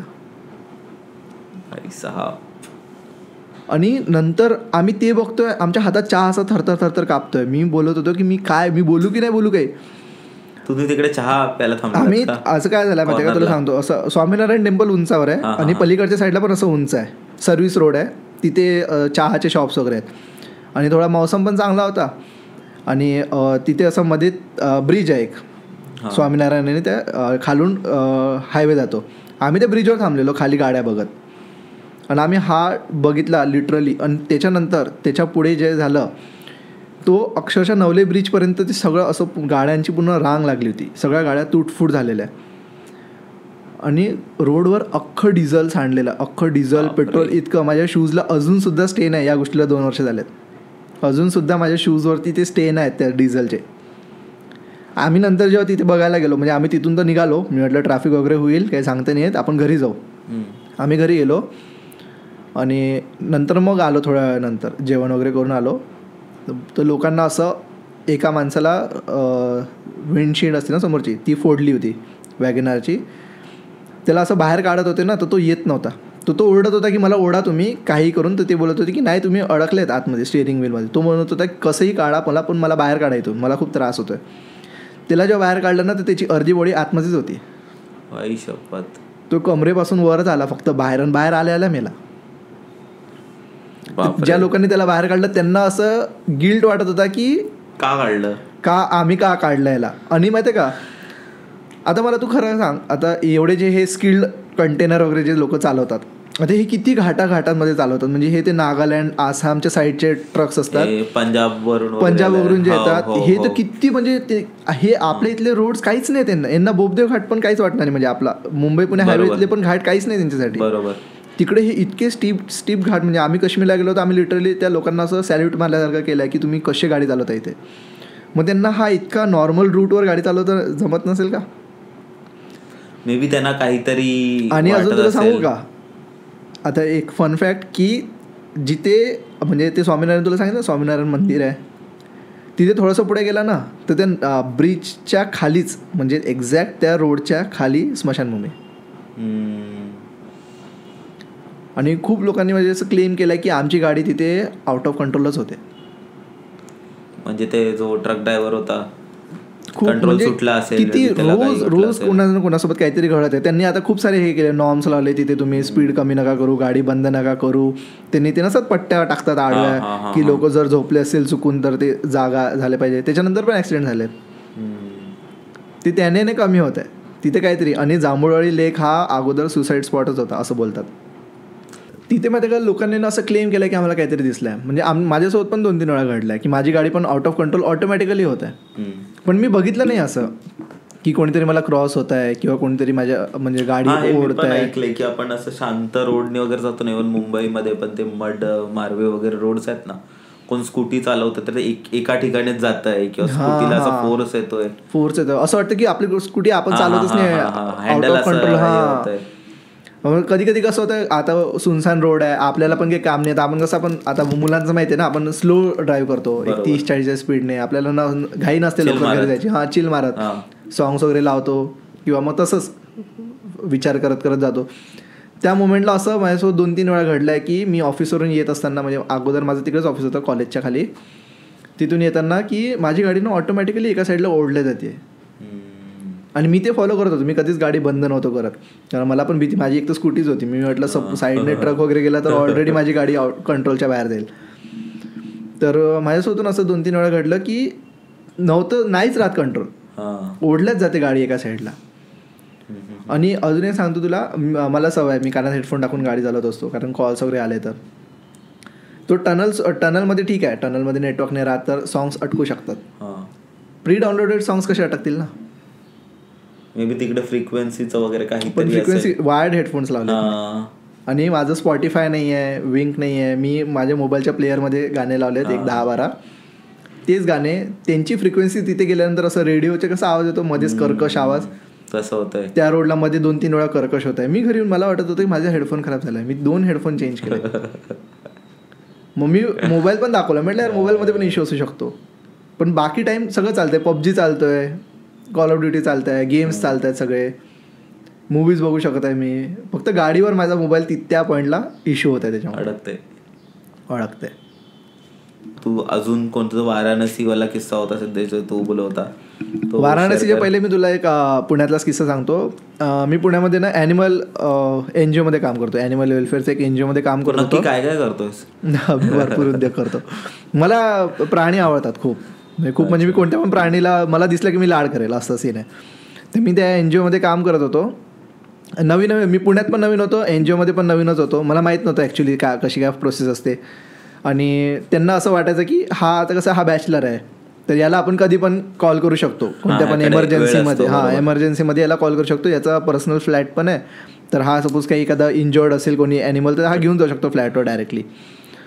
तर मला असं काम करून झाले होते 2-2.5 वर्ष आणि मी चांगला पॉप्युलर झालो होतो.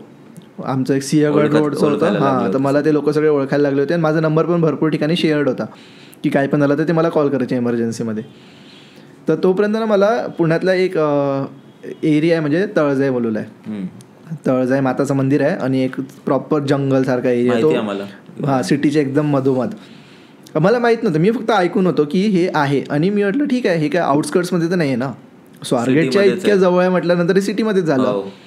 मी मॅपमध्ये बघितलं, म्हटलं ठीक आहे. मला कॉल आला होता रात्री 1-2 वाजता, म्हणजे 1 वाजता कॉल आला होता की आम्ही एका कुत्र्याचं रडणं ऐकलं आणि तो बहुतेक तरी कशात तरी अडकला आहे जाळ्यात वगैरे, आणि तो खूप म्हणजे एक 2-3 तासापासून कंटिन्यू रडतो आहे. मग मी म्हटलं ठीक आहे, तो अडकला वगैरे असेल, पडला असेल कुठेतरी. मी म्हटलं मी जातो, आणि पाऊस चालू होता. मग हे लोक मला बोलले एक काम करू, आपण तुझ्यासोबत ॲम्ब्युलन्स पण पाठवतो, पण ॲम्ब्युलन्स सध्या अवेलेबल नाही आहे, तर तू एक काम कर, तू जाऊन बघ की खरंच आहे आणि ॲम्ब्युलन्सची गरज आहेच का. नाही तर कधी कधी काय होतात की काही कुत्र्यांना थोडंसं पण म्हणजे अडकलेले असतात पाय वगैरे, तरी पण ओरडतात. तर ते बोलत होते की जर सुटून जात असेल तर ठीक आहे. मी म्हटलं ओके डन, मी जातो. मला माहीतच नाही पाऊस चालू आहे, मी रेनकोट वगैरे घातला आणि गेलो तिथे. आता मला कुत्र्यांची भीती नाही वाटत, ठीक आहे. मी 700 कुत्रे एक सोबत एका म्हणजे एका केजमध्ये 700 कुत्रे होते आणि मी एकटा होतो. मी एका कुत्र्याला पकडून आंघोळ घातली आहे. मला कुत्रे अजिबात भीती नाही वाटत, कितीही डेंजर असू दे, किती खराब दिसू देतो कुत्रं, मी नाही घाबरत. तिथे गेलो, मी त्या कुत्र्याला पहिले शोधत होतो, मला तो सापडायलाच तयार. मी रोडने बघितलं, नव्हता दिसत. आणि एकतर त्या पॉईंटला तेव्हा 2018 गोष्ट आहे ही, की तळजायला लिटरली अजिबात लाईट्स नव्हते. ते डेव्हलपमेंटमध्येच होतं, लाईट्स नाही, काहीच नाही, आणि लोकं पण नाही, आणि पाऊस सुरू आहे. मग मी म्हटलं यार काय करू मी आता. मी मोबाईलचा टॉर्च लावला आणि मी फिरतोय, तर रोडच्या साईडने फिरतोय, फक्त कॉन्क्रीट म्हणजे जिथे मला रोड दिसतोय तिथे फिरतोय मी इकडे तिकडे कुठे जंगलमध्ये जात नाही आहे. मला मग एका पॉईंटला आवाज यायला लागला कुत्र्याचा. मी म्हटलं ठीक आहे. मग मी वाट शोधली, एक अशी होती मधनं वाट होती जंगलच्या. मी गेलो चलत मला ना त्या एकाच इंटेन्सिटीने आवाज येतो कुत्र्याचा. म्हटलं हा आहे कुठे, की मी याला सर्कलिंग करतोय, म्हणजे मला एकसारखाच आवाज येतो ना, असं पण नाही की मी दूर जातोय त्याच्या की जवळ येतोय. मी कसं तरी 1 तास फिरून शोधलं त्याला शेवटी. तर तो माहिती आहे का तुला, असं वेलमध्ये अडकलेला होता. पण म्हणजे तो इझिली सुटू शकत होता त्या वेलमधून. तो त्या वेलमधून इझिली सुटू शकत होता. म्हणजे मला त्याला सोडायला हार्डली 2 मिनिट पण नाही लागले. मी लिटरली अशी त्याच्या पायावरून ही वेल काढली, मानेत अडकलेली वेल काढली. त्या कुत्र्याला कुठेच काही लागलेलं नाही, काहीच नाही. म्हणजे असं सपोज इंजर्ड असेल तर त्याला निघता नसेल येत. तो फक्त रडत होता. मी म्हटलं हा कुत्रा का रडत होता. मग मला ॲम्ब्युलन्सचा फोन आला. तर मी म्हटलं नाही तो इंजर्ड नाही आहे, मी त्याला सोडला आहे. आणि मी त्यासाठी घेऊन पण गेलो होतो पेडिग्री वगैरे माझ्या डिक्कीमध्ये कायम असायचं, की म्हटलं सपोज इंजर्ड असेल, पाणी वगैरे मी सोबतच घेऊन गेलो होतो रेनकोटच्या खिशामध्ये सगळं. म्हटलं याला काहीतरी खाऊ घालतो, हा खूप वेळपासून अडकलेला आहे, काही खाल्लं वगैरे नसेल तर. मी त्याला त्या वेलमधून काढल्यानंतर तो माझ्यावरच इतक्या जोरात भुकला, म्हणजे असं डायरेक्ट चावायला अंगावर. अटॅक म्हणजे अटॅक असा होता की तो आता मला मारून टाकेल. मी कसं तरी त्याला टॅकल केलं आणि मी त्याला असं म्हणजे असं ढकललं एका साईडला. तर तो असा थोडासा पडला जाऊन. मग मला वाटलं यार त्याला लागलं असेल परत एकदा. तो उठला आणि पळून गेला, कुठेच थांबला नाही. मग मी म्हटलं सोड आता, गेलाय वाचलाय, सोडून द्या. मी तिथून निघालो ना, असे तुला सांगतो 10-15 कुत्रे असे मला सर्कल करून उभे आहेत आणि सगळे हाऊल करतात, नुसतं रडतात. आणि असे हाऊल, ते वुल्फ नाही का ते वॅम्पायरच्या मूवीजमध्ये कसे वुल्फ हाऊल करतात तसे हाऊल करतायत. मी म्हटलं आता यार काय करू मी. आणि माझ्याकडे असं एवढं पण फूड नव्हतं, डिक्कीमध्ये होतं माझ्या गाडीच्या ठेवलेलं, माझ्या खिशात नव्हतं. म्हटलं मी काय करू. मग मी काय केलं माहिती आहे का, असंच ना एक पेडिग्रीचं बिस्किट असं त्यांच्याकडे फेकलं. ते कशालाही रिस्पॉन्ड करायला तयार नाही. फक्त तुझ्याकडे बघतायत, ते माझ्याकडे बघतायत, एकदा माझ्याकडे बघतायत आणि वर तोंड करून हाऊल करतायत. मी इतका घाबरलो. मी म्हटलं, एक तर पाऊस इतका चालू आहे ना, म्हणजे असा आता तुला तर माहिती आहे मुंबईमध्ये एकदम जोरात पाऊस आहे, बेकार पाऊस, एकदम बेकार. म्हणजे मला रेनकोट घालून पण मी भिजतोय असं, अशी कंडिशन. मी इतका घाबरलो, म्हणजे मला इतकी भीती वाटली त्याची. मी म्हटलं मी याच्यानंतर मी नाईट केसेस घेणारच नाही. मी कसं तरी त्या मी माहिती आहे का, मला असं वाटलं मी त्या कुत्र्यांच्या मधून निघेल तर ते मला चावतील वगैरे काही. मी कसं तरी त्यांच्यामधून निघालो आणि असं थोडंसं बाहेर येऊन बघतोय. माझ्या हातात मोबाईल आहे, टॉर्च चालू आहे. ते कुत्रे असे प्रॉपर एक सर्कल करून हाऊल करतात. तो व्हिडिओ वगैरे काढलेला नाही. अरे त्या पॉइंटला मला काहीच सुचत नव्हतं. माझ्या हातात मोबाईल, माझे हातपाय थरथर कापतात. मी बाहेर आलो, मला फोन आला आमच्या त्या जो NGOचा हेड होता त्याचा फोन आला की काय झालं ते कुत्र्याचं. माझं तोंडच नव्हतं, माझे ते बोलतात ना अशी, माझे शब्दच फुटत नव्हते, मला बोलताच नव्हते. तो बोलतो तू का घाबरतोय. म्हटलं अरे मी घाबरत नाही आहे, मी तुला घरी जाऊन कॉल करतो. म्हटलं ठीक आहे. तो बोलला ठीक आहे. मी गाडी काढली आणि तिथून सरळ घरी आलो. रेनकोट वगैरे काढला. मी आतमधून पूर्ण भिजलो रेनकोट घालून सुद्धा. पण मी कपडे वगैरे चेंज केले, सगळं केलं. आणि तो तरी पण तो होता. त्याने मला परत फोन केला की तू पोहोचला का घरी वगैरे.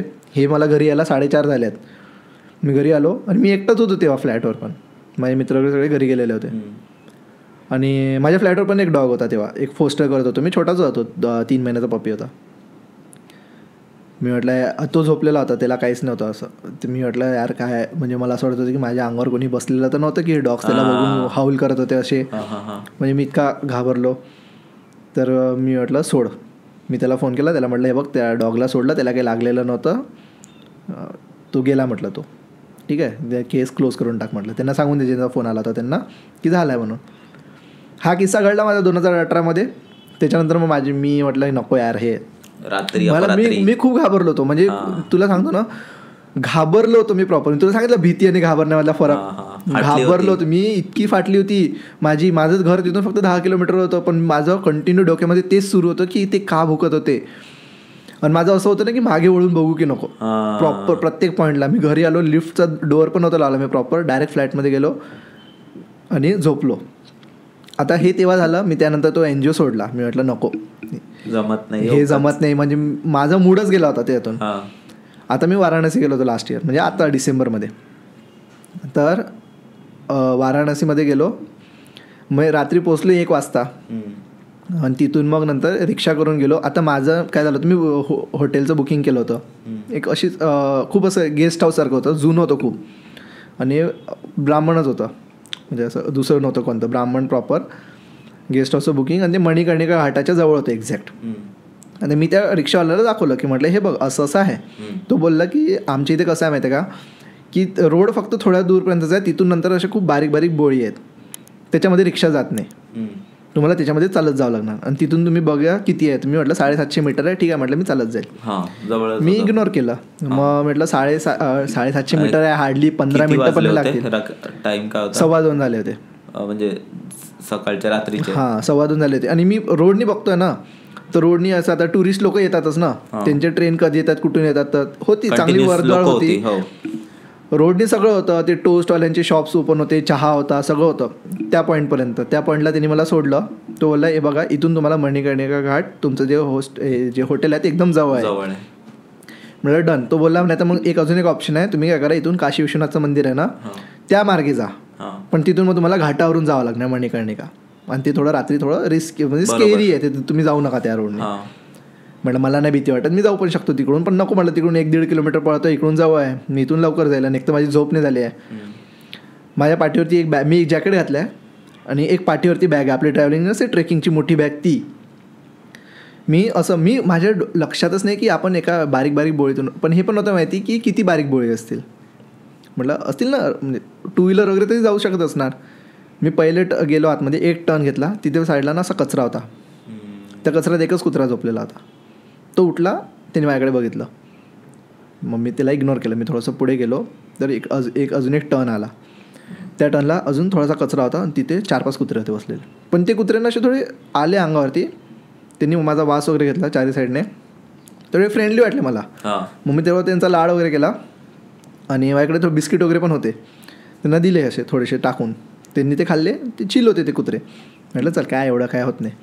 थोडंसं पुढे गेलो, आता तिथून फक्त 2च टर्न बाकी आहेत माझ्या हॉटेलला जायला.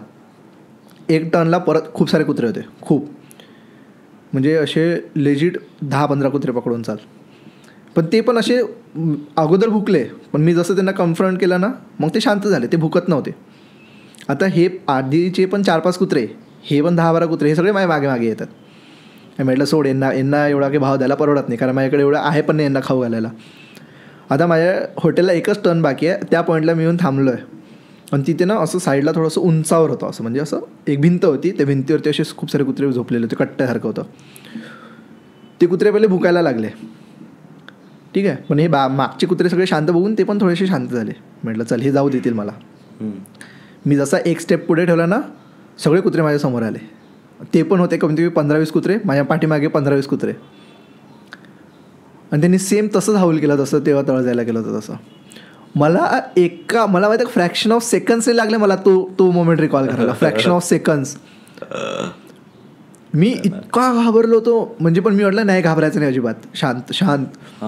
मी काय केलं, बॅग ठेवली बाजूला, एक बाजूला असं. तिथे ना आता खूपच बारीक बोळ आहे, अशी समोरून असे सर्कल केला, या साईडने सर्कल केला आणि 4ही साईडने थांबलेत. ते एक पण अटॅक नाही करत आहे, फक्त हाऊल करतात. एक पण असं अंगावर येत नाहीये, एकदम असं जवळ येत नाहीये, डिस्टन्स त्याच पॉईंटला उभे राहून हाऊल करतात फक्त. आणि मी म्हटलं ठीक आहे, मी त्या पॉईंटला पण त्यांच्यामधून निघून गेलो होतो. मी या पॉईंटला मधून निघायला गेलो, माहिती आहे का, तो सर्कल माझ्या सोबतच चालतोय, मी त्यांच्याजवळ जातो ना, ते मागे मागे जातात. म्हटलं हे नाही जाऊ देतील मला. आणि माझी खूप फाटली होती. परत मला तो मोमेंट रिकॉल झाला. मी म्हटलं नाही यार हे बरोबर नाही. मी बॅग ठेवली खाली, म्हटलं मी करू काय. मग मी काय केलं, तिथे एक साईडला काठी पडली होती, मी काठी उचलली, त्यांच्याकडे असं फिरवतोय ना, ते कशालाच रिस्पॉन्ड नाही देत आहे. माझ्याकडे स्टीलची बॉटल होती, स्टीलची बॉटल मी अशी आवाज करतोय त्या बॉटलचा, ते त्याला पण रिस्पॉन्ड नाही देत आहेत. म्हटलं मी काय करू. मग मी खूप घाबरलो होतो. एक तर 3-3:15 झाले होते. म्हटलं आता काही ऑप्शन नाही आहे आणि काय आहे मला काहीच कळत नाही. मला इतकी भीती वाटत होती, मी पाठी वळून पण नव्हतं बघू शकत. म्हटलं काही असेल माझ्या मागे उभं, ज्याला बघून हे लोक हाऊल करत असतील तर काय. मी काय केलं, असं साईडला लेफ्ट साईडला एकच डोअर होता माझ्या, मी तो डोअर नॉक केला. जितक्या जोरात नॉक करत येतो तितक्या जोरात नॉक केला तो. तर पहिले तर काहीच रिस्पॉन्स नाही आला. म्हटलं यार कसे लोक आहेत, म्हणजे काहीच आवाज नाही आहे. आता कसं माहिती आहे, आपण एखाद्या घराच्या जवळून गेलो तर त्या घरातून थोडाफार फॅनचा किंवा कशाचा तरी आवाज येतो ना, काहीच आवाज नाही, एकदम सुनसान असं वाटत होतं. म्हणजे तिथे कोणी राहतच नाही अख्ख्या एरियात, विरान. मी खूप जोरात नॉक केला, मग लाईट लागला. मग मी असंच बघतोय, त्या बाईला म्हटलं की प्लीज म्हटलं मला हेल्प पाहिजे. ती आतमधूनच बोलते की कोण हो आप, कहाँ से आए हो. मग मी तिला सांगितलं, म्हटलं मैं मुंबई से आया हूँ, मुझे हेल्प चाहिए. मग तिने एका पोराला पाठवलं. जसा तो मुलगा बाहेर आला ना, सगळे कुत्रे गायब. एक सुद्धा नाही तिथे थांबलं, एक सुद्धा नाही. नक्की काय होतं काय तुझ्या मागे असं? काहीच नाही. अरे मला कळत नव्हतं. त्या मुलाला मी म्हटलं, तो मुलगा काय म्हणतो, किधर आहे कुत्ते? म्हटलं अभी यहाँ पर म्हटलं कम से कम 30-40 कुत्ते थे. तो म्हणतो किधर है, मुझे तो एक भी नहीं दिख रहा, आप खाली फुकट डर रहे हो. मग मी त्याला म्हटलं की मी काय करू. तो मला बोलला की ठीक आहे मी तुला सोडतो, पण मी कॉर्नरपर्यंत ना, मी कॉर्नरच्या पुढे येणार नाही. म्हटलं का नाही, म्हणतो मी कॉर्नरच्या पुढे येणार नाही. म्हटलं का असं स्ट्रेंज वागतोय यार. म्हटलं मी नवीन आहे तुमच्या सिटीमध्ये, मी पहिल्यांदा आलो आहे, तू का असं स्ट्रेंज वागतोय, मला सोड ना ॲटलिस्ट त्या तिथपर्यंत. तो फक्त 50 मीटर आहे, 50 स्टेप्स पण नाही लागतील तुला जायला. म्हटलं ठीक आहे. मी उतरलो तिथून, तिथे असं वरखाली आहे सगळं त्या वाराणसीमध्ये. मी तिथून गेलो, खाली उतरलो, त्या हॉटेलच्या तिथे गेलो, डोअर नॉक करतोय, रिस्पॉन्स नाही. डोअर नॉक करतोय, रिस्पॉन्स नाही. सगळे कुत्रे परत आले तिथून, त्या तिथून वरतून मला बघतायत सगळे, पण हाऊल नाही करता, काहीच नाही, एकदम शांतपणे बघतात. आणि ते बिस्किट वगैरे ठेवले होते मी त्यांच्यासाठी तिथे काढून, ते कशाला त्याने हे दिला. मी कसं तरी हॉटेलमध्ये गेलो, चेक इन केलं, आतमध्ये गेलो, झोपलो. सकाळी उठलो, म्हटलं बघू जरा ते कुत्रे कसे आहेत. तर थोडं जाऊन बघतो ना, ते बिस्किट तसेच पडले, कोणी एकाने पण बिस्किटला हात नाही लावला. मग ते नक्की मागे होतं काय असं की ते तुला माहिती पडलं की नाही नंतर? नाही, मला नाही माहिती पडलं, पण म्हणजे मला ना तो मोमेंट आठवला की तेव्हा पण काहीतरी असू शकतं माझ्या मागे. म्हणजे ते हे सगळं इतकं स्ट्रेंज होतं ना, म्हणजे तू असं गेस नाही करू शकत की काय असू शकतं. एखादा सपोज आता आपण म्हणतो ना वेताळ मागे लागला, आपलं पाठीवरती बसलेला असतो, विक्रम बेताल आपण बघितलाय, त्या पॅटर्नमध्ये असं असतं की आपल्या पाठीमागे असतो तो. म्हणजे आपण इतकी पॉझिटिव्ह असतो की तो आपल्याला कन्फ्रंट नाही करू शकत, तो आपल्या समोर नाही येऊ शकत. बरोबर. पण तो आपला सहारा घेऊन आपल्याकडून कामं करून घेऊ शकतो, त्याला जे हवे आहेत ते. म्हणजे त्याला सपोज काय आपल्याकडून चुकीचं काम करून घ्यायचं आहे, सपोज कोणाचं चुकीचं करून घ्यायचं आहे, तो आपल्याकडून करून घेऊ शकतो. सपोज आता मला कोणाच्या सोबत काही बदला घ्यायचा आहे, मी काय पण करेल, त्याच्या गाडीची हवा सोडेल किंवा त्याचं काहीतरी सामान चोरेल. ही माझी मनोवृत्ती नाही आहे. मी असं नाही आहे की मी कोणाचं सामान चोरू शकतो, पण तो माझ्याकडून करून घेऊ शकतो. तो असं नाही की तो मला कन्फ्रंट करेल, पण तो माझ्याकडून कामं करून घेऊ शकतो. असं असतं. म्हणजे की आपल्याला ते भूत दिसत नाही. काही कंडिशनमध्ये कसं असतं की आपण भूताकडून काम करून घेतो, आपण त्याला सांगतो की हा जा याचं काहीतरी वाईट कर. काही कंडिशनमध्ये कसं असतं की भूतच आपल्याकडून वाईट करून घेतो. तो ती म्हणजे कसं तुला सांगतो, आता आपण जर पॉझिटिव्ह असेल ना किती पण, आता आपण खूप, आता मी आहे म्हणजे मी देवपूजा वगैरे करतो, मला सगळे स्तोत्र वगैरे सगळे पाठ आहेत माझं, म्हणजे रोजचं असतं माझं तांडव वगैरे मी रोज बोलतो. तर माझ्यामध्ये तो पॉझिटिव्ह ऑरा आहे, तर ते माझ्या बॉडीमध्ये एंटर नाही करू शकत. मग ते काय करतात म्हणजे आपल्याकडून चुकीचे कर्म करून घेतात की आपण त्यांच्या लेवलला निगेटिव्ह झालं पाहिजे. एकदा लेवल मॅच झाली की ते एंटर करतात डायरेक्ट. बापरे.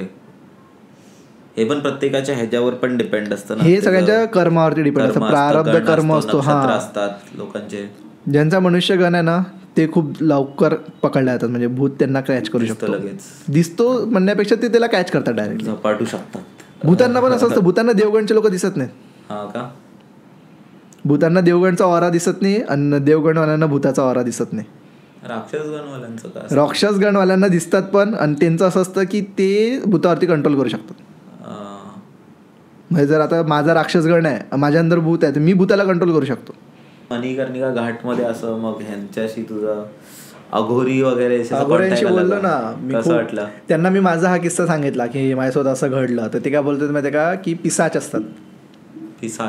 पिसाच. आता ते लोक पिसाच बोलतात, आपण काय वेगळं बोलत असेल हा मराठीमध्ये मला माहिती नाही अजून. ते बोलतात पिसाच असतात जे आपल्या पाठीमागे फिरत असतात, आपल्या समोर नाही येऊ शकत ते. ओके. आणि आपल्याला दिसू नाही शकत. हा म्हणजे ते आपल्याला दिसतच नाहीत. ते एकतर आपल्या खांद्यावरती बसतील, आपल्याकडून काम करून घेतील आणि फिरत असतात ते कायम. ते एखाद्याला असं पकडतात, बेड बनवतात, त्याच्याकडून काहीतरी करून घेतात. म्हणजे ते त्यांचं तंत्र आपल्यावरती आजमावतात. असं ते एन्जॉय बस. ते पपेट शोच्या फॉर्मॅटमध्येच असतं त्यांचं काम चालू. तर ते असे मी त्यांना जेव्हा सांगितलं की माझ्यासोबत असं असं घडलं बघ, नागा साधूस पण आहेत, नागा साधूस अघोरीज, त्यांच्याशी मी बोललो आहे लिटरली मणिकर्णिका घाटावरती बसून. तर त्यांना मी जेव्हा सांगितलं तर ते अशीच होती की बच्चा तेरे पीछे पिसाच लगा होगा, म्हटलं बाबा फिर मुक्त करू मुझे अगर ऐसा कुछ आहे तो म्हटलं घाबरू नको तू ज्या दिवशी घाबरला त्या गोष्टीला तेव्हा त्यांना तुझ्यावरती पूर्ण कंट्रोल मिळेल. जसं आपण आता खूप साऱ्या मूवीजमध्ये पण बघितलं की घाबरायचं नसतं. जसं तू ईट बघितलं का? ईट पाहिलंय मी. ईटमध्ये बघ, ईट चॅप्टर 1 मध्ये ते त्या पेनीवाईसला हरवतात का? कारण ते त्याला घाबरत नसतात, त्याला ते मारतात लिटरली पकडून. ते असतं ना की जिथे आपण त्यांना घाबरलो ना त्यांची एनर्जी अजून वाढतात, तसं होतं. तेच तर ते तसं असतं. तो तेच म्हणत होता की बघ तुला जरी कधी कन्फ्रंट जरी झाला तुझ्या समोर जर तो आला तर घाबरू नको अजिबात. आणि ते लिटरली हेच बोलत होते की तू नाही आहेस, म्हणजे तू त्यांना बोलवलेलं नाही, तू त्यांना ऍक्टिव्हेट नाही केलेलं आहे, ते फक्त तुला जातात. ते फक्त असं आहे की त्यांना तू दिसलेला आहे, त्यांना असं वाटतं की हा चांगला बेट आहे आपल्यासाठी, आपण याला धरू शकतो. आणि हे लिटरली ते माझ्यासोबत बोलत होते रात्री 1 वाजताच्या दरम्यान. आम्ही मणिकर्णिका घाटावरती बसून बोलतोय आणि त्या पॉईंटला असं होतं की मी स्नॅप सुद्धा काढला होता की माझ्यासमोर एक सोबत 17 प्रेत जळत होते. पाठव स्नॅप. 17 पण नाही, सॉरी 21 प्रेत जळत होते आणि 4ची तयारी सुरू होती अजून. मी बोललो हे कधी येतात? तर ते बोलतात की कधी पण येतात, रात्री बेरात्री हे येऊन. कधी कधी तर असं होतं बोलतात की ठेवलेले असतात 3-3 दिवस, आम्ही त्यांना हात सुद्धा लावते. म्हटलं पण मग आपल्या याच्यात तर प्रथा आहेत ना की 3रा दिवस करायला पाहिजे, मेल्यानंतर लगेच बरोबर अग्नी द्यायला पाहिजे 12-14 तासाच्या आतमध्ये, कारण मग ते जे वायू असतात ते ॲक्टिवेट नाही होत. म्हणजे कधी कधी होतं असं. तुला माहिती आहे का, अग्नी देताना ते लाकडं लावायची पण एक पद्धत असते. जो सगळ्यात मोठा जो खोळ असतो लाकडाचा तो छातीवरती ठेवतात, कारण आपल्या बॉडीमध्ये ना व्यान वायू असतो. तर तो काय करतो माहिती आहे का, तो एक प्रिझर्वेटिव्ह सारखा काम करतो. तो आपल्या सगळ्या वायूजना प्रिझर्व करायचं काम करतो. तर मोस्टली कसं होतं माहिती आहे का, आणि की जर बॉडीला अग्नी दिली आहे सपोज एक मेल्याच्या 4-5 तासामध्येच, तर बॉडी कम्प्लिटली ऑफ नसते झालेली, बॉडीमध्ये सेन्सेशन्स चालू असतात. तर जो असतो बॉडीमधला अपानवायू असतो, सेन्सेशन्स चालू असतात बॉडीमधले, बॉडी सगळं रेझोनेट करू शकते. तर त्या मोमेंटमध्ये काय होतं, कधी कधी जर तू बॉडीच्या छातीवरती मोठा खोळ नाही ठेवला तर ती बॉडी उठून उभी राहते अग्नी दिल्यानंतर. बरोबर. हे मोस्टली खूप कोणाला पण विचार, सायंटिफिकली पण सांगितलं आहे की की जर तुम्ही बॉडीवरती प्रॉपरली वेट नाही ठेवलं तर ती बॉडी उठून उभी राहते, बसते पण. म्हणजे आता बॉडी काय कमरेपासून पण उभी राहू शकते, काय काही कंडिशनमध्ये डायरेक्ट पायापासून पण बॉडी उभी राहते, अख्खीच्या अख्खा मुर्दा उभा राहतो, असं होतं. तर ते बोलतात की आम्ही इथे लिटरली मुर्द्यांना हलताना बघितलेलं आहे, म्हणजे असं आणून ठेवलेलं 2 दिवस झाले आणि त्याचे हात बोटा हलतात. बापरे. मग म्हटलं मग तुम्ही काय करता? आम्ही नाही घाबरत, आम्हाला माहिती आहे की तो आता काहीच करू नाही शकत. काही तर अघोरी तिथे बसून त्यांची क्रिया पण होतं ना, श्रव क्रिया वगैरे, काय त्यांचं श्रवासन वगैरे करतात. अरे ते आता बघ ते एक असते काय रे त्याला, ते काय करतात माहिती का, असं मध्ये बसतात, ते छातीवर बसतात, पोटावर, मला वाटतं ती शवसाधना. बरोबर.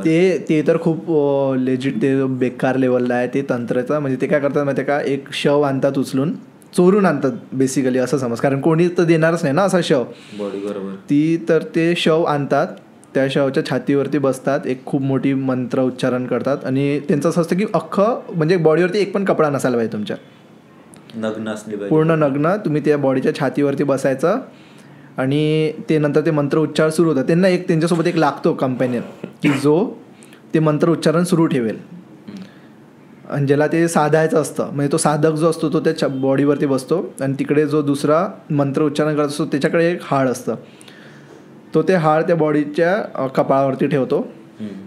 आणि म्हणजे असं समज की तो त्या बॉडीला ॲक्टिवेट करतो डायरेक्टली, मग ती बॉडी जिवंत होते. आणि मी तर एका ठिकाणी असं पण ऐकलं होतं की जी बॉडी असते ना, त्या बॉडीच्या तळपायाला कट लावतात तर त्या तळपायातून एक जीभ बाहेर पडते. आता हे तरी माहीत नाही मला की हे कसं होत असेल जीभ वगैरेचं, तर आपण ठीक आहे, आपण याला स्किप करू शकतो. पण साधना तर आपल्याला माहिती आहे ना की आपण साधू शकतो, ते बाय स्पिरिच्युअल मीन्स आपण साधू शकतो. तर ते त्याला साधतात. तर मग ते असं होतं की तो ज्या पण बॉडीच्या, समजा हा माणूस मेला, त्याच्या तोंडामध्ये 2 बोटं ठेवेल किंवा त्याची जीभ अशी पकडून ठेवेल, तर तो सांगू शकतो त्या बॉडीला काय बोलायचं आहे. जर त्या बॉडीचं काही शेवटचं बोलायचं बाकी असेल तर हा सांगेल, तो कसा मेला, त्याला कोणी मारलं, हे सगळ्या गोष्टी हा करेल.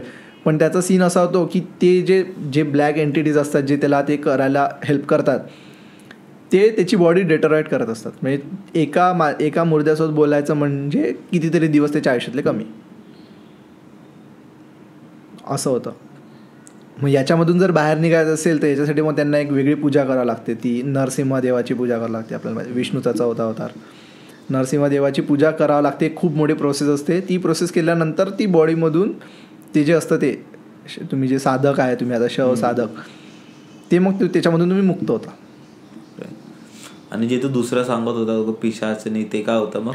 एक पिसाच, आता तुला सांगितलं पिसाच कसे असतात ते आपल्यासोबत बोलत नाही. तर अजून एक इंटरेस्टिंग स्टोरी आहे. काहीतरी मॅगझिन वाचत होतो मी, त्याच्यामध्ये दिसलं होतं मला. मग मी थोडं रिसर्च केलं यूट्यूबवरती वगैरे. तर ते असं बोलतात की कर्ण पिसाचिनी म्हणून एक पिसाचिनी असते. तर कर्ण म्हणजे तर तुला माहिती आहे कान. तर ती कर्ण पिसाचिनीचा कसा रोल आहे, असं बोलतात की तिला स्वर्गातून हाकलून दिलेलं आहे. एक श्राप दिलाय तिला, तिला. आणि तिला स्वर्गातून हाकलून दिलाय. मग ती यांच्याकडे गेली, आपल्या पिसाच लोकांकडे जाऊन त्यांच्यामध्ये मिक्स झाली. तर कर्ण पिसाचिनी असं आहे की कर्ण पिसाचिनीला तू साधू शकतो. मग तिचे काहीतरी रूल्स आहेत जे तुला ऐकावं लागतील. ती तुला फक्त मग असं आहे की तुझे कान फक्त तिच्यासाठीच असतील. तू फक्त तिचंच ऐकणार, ती जे बोलत आहे ते. याच्यामध्ये असं होतं की मग ती तुझ्याकडून काहीही करू शकते. लिटरली तिची पहिली अट ही असते की तू तुझ्या बायकोला सोडशील आणि तिच्यासोबत राहशील एका फिजिकल रिलेशनमध्ये. तिथे कोणती बॉडी नसेल, तिथे काहीच नसणार. तू फक्त एका स्तब्ध उभा आहे, पण तुझं सगळं काही झालेलं असेल आणि ती सगळं काही तुझ्याकडून करून घेते.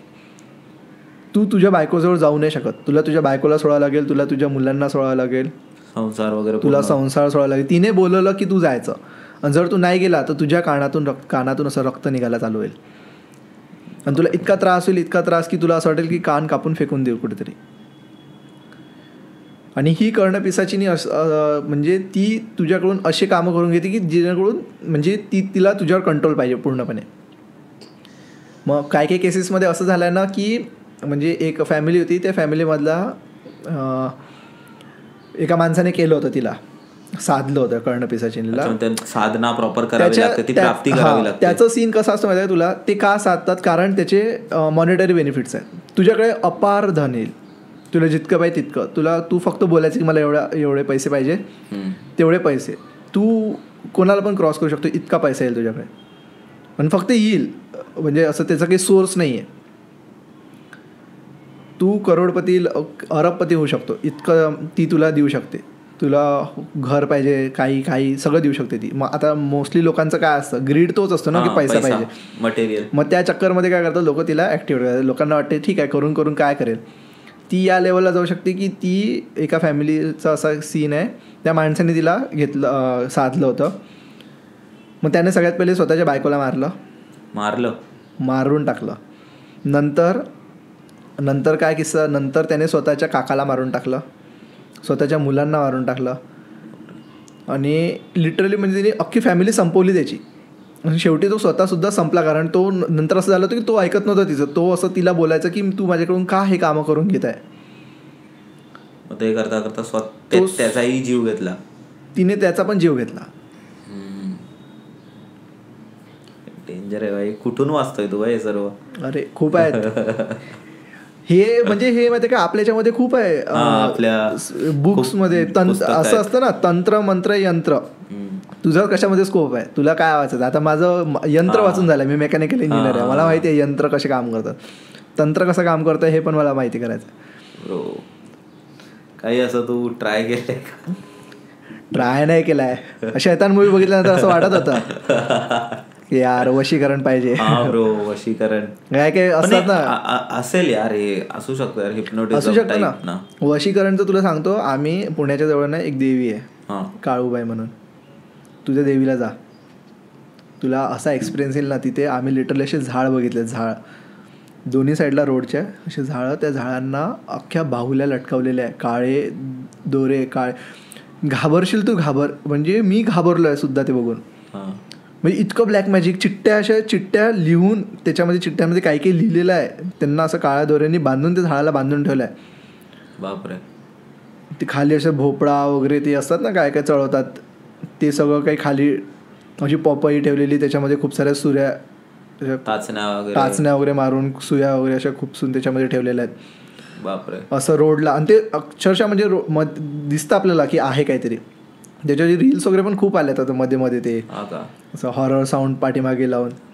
ते नाही काय कोणती सिरियल आहे ती बघ, ती रात्रीच खेळ झाले, बॅकग्राऊंड त्याचं BGM आहे ना, ते लावतात आणि रील्स अपलोड करतात. तो हमारा धंदा बता रहे होतो. ते तर ते इतकं म्हणजे ते लेजिट तुला माहित पडेल की ब्लॅक मॅजिक आहे आणि लोक अजून पण बिलीव्ह करतात. कारण ते अगरबत्ती जे पेटवलेले असतात ना, ते अजून पण जळतात. म्हणजे ते आता पेटवले आहेत ना कोणीतरी, अजून करतात. अरे हे सोड ना, म्हणजे लास्ट वीक तू आपल्या ब्रॉडकास्टवर असशील तर तुला माहिती पडलं असेल, तर तिथे आपण फ्रायडेजला असे सेशन ठेवत असतो आपल्या ब्रॉडकास्टवर की तुम्ही बोला, शेअर करा तुमच्यावर काय झालं. तर एक मुलीला आपण ऍड केलेलं रे. तर तू सांगितलेलं बिनूला, तू ऐकलं पण असशील, पण जस्ट तर ते नाही का तिने सांगितलेलं की ती तिच्या मामाकडे वगैरे गेलेली आणि तिथे ते भावंड मिळून एका कब्रिस्तानच्या इकडे गेले आणि त्यांनी लेजिट पाहिले तिथे की ह्युमन बोन्स, स्केलेटन, अशी खोपडी वगैरे ठेवली आहे, कवटी ठेवली आहे. म्हणजे कोणतरी करत होता आणि नुकताच पळून गेलाय तिथून.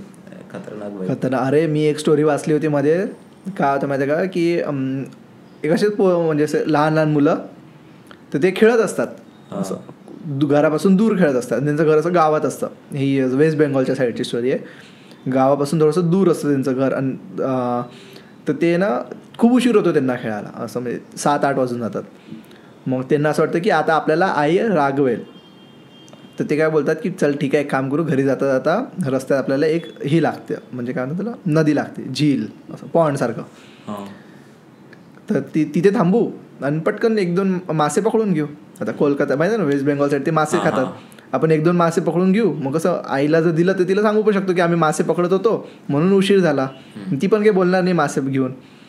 मग ते बोलले की हां ठीक आहे चालते. हे गेले आणि तिथे बघितलं तर तिथे ना त्यांना काय दिसलं माहिती आहे का, तिथे असे 4-5 लोक बसलेले दिसले त्यांना. मग यांना काय वाटलं की चला चांगलं आहे, 4-5 लोक बसलेत म्हणजे यांनी आता मासे पकडलेले असतील, आपण त्यांना थोडंसं असं प्लीज वगैरे बोलून त्यांच्याकडून 2 मासे घेऊ आणि घरी जाऊ. हे जसे तिथे गेले ना तर ते 4ही लोक गायब. आणि तिथे त्यांना असं एक ह्युमन लेग, पाय दिसला जो अर्धा जळत होता, लेग पीस. हां. तर हे तिथून पळत गेले घरी आणि घरी जाऊन त्यांच्या आईला सांगितलं की असं असं झालं. लेट का झाले त्यावर तर पहिले शिव्या खाल्ल्या. मग आईला सांगितलं की आम्हाला असं असं दिसलं. मग त्यांच्या आईने पहिले तर त्यांना मारलं, तुम्ही लेट आले आणि त्यात पण तुम्ही असे उद्योग करून आलेत. मग रात्री ते जेव्हा विचारत होते की सांग ना आई काय, म्हणजे का आम्हाला असं दिसलं, तर ते बोलले की ते जे 4 जण होते ना ते शैतान होते आणि ती बॉडी खात होते. तुम्ही त्यांना जाऊन डिस्टर्ब केलाय तर ते तो त्यांचा तो पाय तिथे सोडून गेले. ते म्हणजे ते डेमन्स होते ते लिटरली, आणि ते बॉडी खात होते. त्यांनी कुठून तरी आणली असेल आणि ते गायब झाले अचानक. आता ते असं पण होऊ शकतं की ते आता तुमच्या मागे येतील की तुम्ही त्यांना डिस्टर्ब केलं म्हणून. आता अशा खूप स्टोरीज आहेत यार. ते नारायण धारप करून लेखक आहेत, त्यांचे पण भरपूर अशा गोष्टी आहेत. तर तेच तर मागे ती एक सिरियल डिस्कस करत होतो आम्ही, काय नव्हतं यार त्या सिरियलचं, विशाल बरोबर केलेली ना ती, महेश कोठारेंनी डायरेक्ट केलेली. मराठी सिरियल्स वगैरे बघत नाही. खूप खतरनाक सिरियल होती यार ती. आणि ते त्यांच्या नारायण धारप त्यांनीच लिहिलेली, त्यांच्या पुस्तकावर होती. खूप भारी सिरियल होतात. पण असं काही ना काहीतरी करत राहायचे. पण मजा आली भाई तुझ्यावर बोलून. तुला अजून काय बोलायचं आहे? अजून तर भरपूर आहेत. मी डेथवर तसं एक म्हणजे आपण एक वेगळा पॉडकास्ट करू शकतो की कसं होतं, म्हणजे आफ्टर डेथ झाल्यानंतर. म्हणजे आपल्या इथं खूप सारे रिच्युअल्स आहेत ना, एवढ्या रिच्युअल्स काय आहेत याच्या मागचं सिग्निफिकन्स, म्हणजे याच्यावरतीच एक वेगळा पॉडकास्ट करू शकतो आपण प्रॉपर. करूया आपण लवकरच. डेथवर, आफ्टर लाईफवर. Death after life. तुम्हाला जर अजून एक अशा डेथवर वगैरे पॉडकास्ट बघायचा असेल तर नक्कीच तुम्ही कमेंट करून सांगा. आम्ही पुढच्या वेळी नक्कीच असं काहीतरी रेकॉर्ड करू. आणि आजचा पॉडकास्ट कसा वाटला नक्कीच कमेंटमध्ये सांगा. अजूनपर्यंत तुम्ही सबस्क्राईब नसेल केलं तर सबस्क्राईब करा. तुला भाई काय लास्ट मेसेज द्यायचा आहे लोकांना? तुला कसं वाटलं आज येऊन? तर लॉंग टाईम आपण जवळजवळ 1.5 तास मला वाटतं जास्त बोललोय. आणि मला तर भारीच वाटलं आहे. मी खूप म्हणजे मला खूप टाइम झाला आता हे भंकस पॉडकास्टला सबस्क्राईब करून, आणि मी कम्प्लिटली फॉलो करतोय. मी नवीन जेव्हा पण नवीन पॉडकास्ट येतात मी सगळे ऐकले आहेत कम्प्लिटली टोटल, आणि मी कन्झ्युम करतोय. म्हणजे मी असं नाही घेत की म्हणजे आता माझं कसं, माझ्यामध्ये क्युरिओसिटी खूप आहे. मला नवीन गोष्टी जशी कळाली ना तर मग मी त्याच्या डेप्थमध्ये जाऊन बघतो. जसं आता ते कोकणातले 14 भूत आपण तुम्ही केले होते पार्ट 1 पार्ट 2, मी त्याच्यावर पण मग खूप रिसर्च केली की काय असतं काय नसतं. त्याच्यावर मुंजा करून मूवी आलाय ते पण म्हणजे मला आवडतं. काय पण म्हणजे हे फक्त हॉरर नाही, बाकी सेन्समध्ये पण मी खूप आता डार्क किंवा कोणत्या गोष्टीचं असं कोणते पण जे गोष्टी टॅबू आहेत स्पेशली, ज्या गोष्टींना आपण टॅबू बोलतो, जसं लोक आपल्या घरचे आपल्याला शांत करतात की नको या गोष्टी नको बोलू, घरात डिस्कस नको करू. जसं डेथवर तर लिटरली आपण घरात डिस्कस करतच नाही, आपल्या घरचे डायरेक्ट बोलतात की काय मरण्याच्या गोष्टी करतोय. बरोबर. तर मला आवडतात या गोष्टी, मला या टॅबू गोष्टी आवडतात. मी या खूप जास्त कन्झ्युम केल्या आहेत, मी बघितल्या आहेत, वाचल्या आहेत, माझं प्रचंड वाचन झालं आहे त्याच्यावरती. तू काय रेकमेंडेशन देशील लोकांना की काही म्हणजे जर त्यांना असं काही वाचायचं असेल तर त्यांनी कोणती बुक प्रिफर करावी? त्यांनी आता मी तर ज्या लेवलला आहे तर त्या लेवलला त्यांनी एकदम पोहोचू नये असं मला वाटतंय. पण त्या लेवलला आहे तू, असं कोणत्या स्टँडर्डला नाही. आता तू जसं आता आपण जसं डिस्कस केलं तंत्रमध्ये ते कर्ण पिशाचिनी वगैरे, ते जर तुम्ही एकदम त्या लेवलला जाणार ना तर मग तुम्हाला स्टार्टिंगचे ॲस्पेक्ट समजणार नाही की साधना काय असते, कसं साधायचं असतं, कोणती आपण म्हणजे आता आपण हातात दोरे पण बांधतो, तर मग कोणता दोरा कधी बांधायचा, कसं बांधायचा, एवढ्यावर डीपमध्ये तिथे एवढ्या डीपमध्ये असतात गोष्टी, सगळ्या गोष्टी एक्सप्लेन केलेल्या आहेत. प्रत्येक गोष्टीचा तर्क दिलेला असतो. जसं ही गोष्ट का घडते आपल्यासोबत, प्रत्येकाला एक रिझन असतं ना, तर ती रिझनिंग मग आपलं कसं होतं, जर आपण एकदम टॉपला गेलो मग आपल्यामध्ये खूप सारे क्वेश्चन्स येतात. मग एका पॉईंटला इतके क्वेश्चन्स येतात की आपल्याला वाटतं की नाही हे खोटं आहे. बरोबर, आपण त्यालाच खोटा आणि खरामध्ये आपण काय म्हणतो, नाही हे होऊच नाही शकत, कारण आपल्याकडे मग ती प्रॉपर रिझनिंग नसते ना. तू डायरेक्ट 10th फ्लोअरला गेला तर तुला पहिल्या 9 फ्लोअरमध्ये काय आहे हे तुला माहितीच नाही आहे, आणि आहेत की नाही तेही तुला आहेत की नाही ते पण नाही माहिती ना. इझिली जर तू 10th फ्लोअरला पोहोचला तर तुला माहितच नाही ना की स्ट्रगल काय आहे तो फर्स्ट टू 9th फ्लोअर नक्की तिथे काय आहे. तर मग कसं होतं माहिती का, जर आता इंटरेस्ट आहे ना तर मग एका थोड्या वेळासाठी असं, आता पण जेवायला बसल्यानंतर, आता तू जेवायला बसलाय, तू बटर चिकन खातो, तर तुझा काय असतो होल, मला बटर चिकनच आवडतं. तू तेव्हा हे नाही विचार करत की यार मुगलाई तर याच्यापेक्षा भारी लागतं. आपण हा नाही विचार करत ना, जे आपण खातोय तेच कन्झ्युम करतोय. तर मग मला असं वाटतं की जे आपण सध्या कन्झ्युम करतोय ते त्याच्यावरच फोकस केला पाहिजे. त्याच्यामधून जर तुला मग पाय काढायचे आहेत ना तर मग नंतर बघ, एकदा केल्यानंतर मग म्हणजे हे कन्झ्युम करून घे, त्याच्यानंतर मग तू बघ की तुला याच्या व्यतिरिक्त अजून काय आहे. जसं माझं तेच झालं, माझ्यासोबत हॉरर किस्से घडत गेले, मग मी त्याच्यावरती रिसर्च केला की हे का घडत आहे, ड्रीम्स का येतात, इन्सेप्शन लेवलचा. पण तू बघितलंय का क्रिस्टोफर नोलनचं पण, तो जेही असे मूवीज वगैरे बनवतो ना त्यावरही तो प्रॉपर असे रिसर्च तिकडच्या. आता तो मला वाटतं मध्ये आलेलं की तेव्हा तो इंटरस्टेलर बनवत होता, तेव्हा त्यांनी प्रॉपर असे हार्वर्ड मधले वगैरे असे प्रॉपर सायंटिस्ट आणि रिसर्चर्स वगैरे ठेवून त्यांनी ते तर्क म्हणजे हे बरोबर आहे की नाही आहे, थिसिस हायपोथेसिस बरोबर प्रॉपर मांडले होते आणि त्याच्यावर त्यांनी काहीतरी बनवलं. तेच ना, कारण कसं आहे, क्वेश्चन करणारे भरपूर लोक असतात. आणि एकाने केला की मग सगळ्यांना करायचा असतो. एकाच्या क्वेश्चनला थोडासा वाव मिळाला, डायमेन्शनच नव्हता, लोक मानतच नव्हते. मग नंतर हळूहळू आता ते कुठे की नाही डायमेन्शन आणि एकीकडे जास्त आहे तर दुसरीकडे तो कमी आहे. पण मजा आली भाई आज. Thank you so much for coming. पुण्यावरून तो एवढ्या लांब आलास फॉर अ पॉडकास्ट. मजा आली आणि आपण नक्कीच ह्याच्यावर करू पुढच्या वेळी पण. आणि नक्कीच आपण कधी पुण्याला आलो तर तिथेही काहीतरी नक्की शूट करण्याचा प्रयत्न करू. तुम्हाला कसं वाटलं पॉडकास्ट नक्की तुम्ही कमेंटमध्ये सांगा आणि आपण परत एकदा भेटू अशाच एका एपिसोडमध्ये. चला बाय. थँक्यू.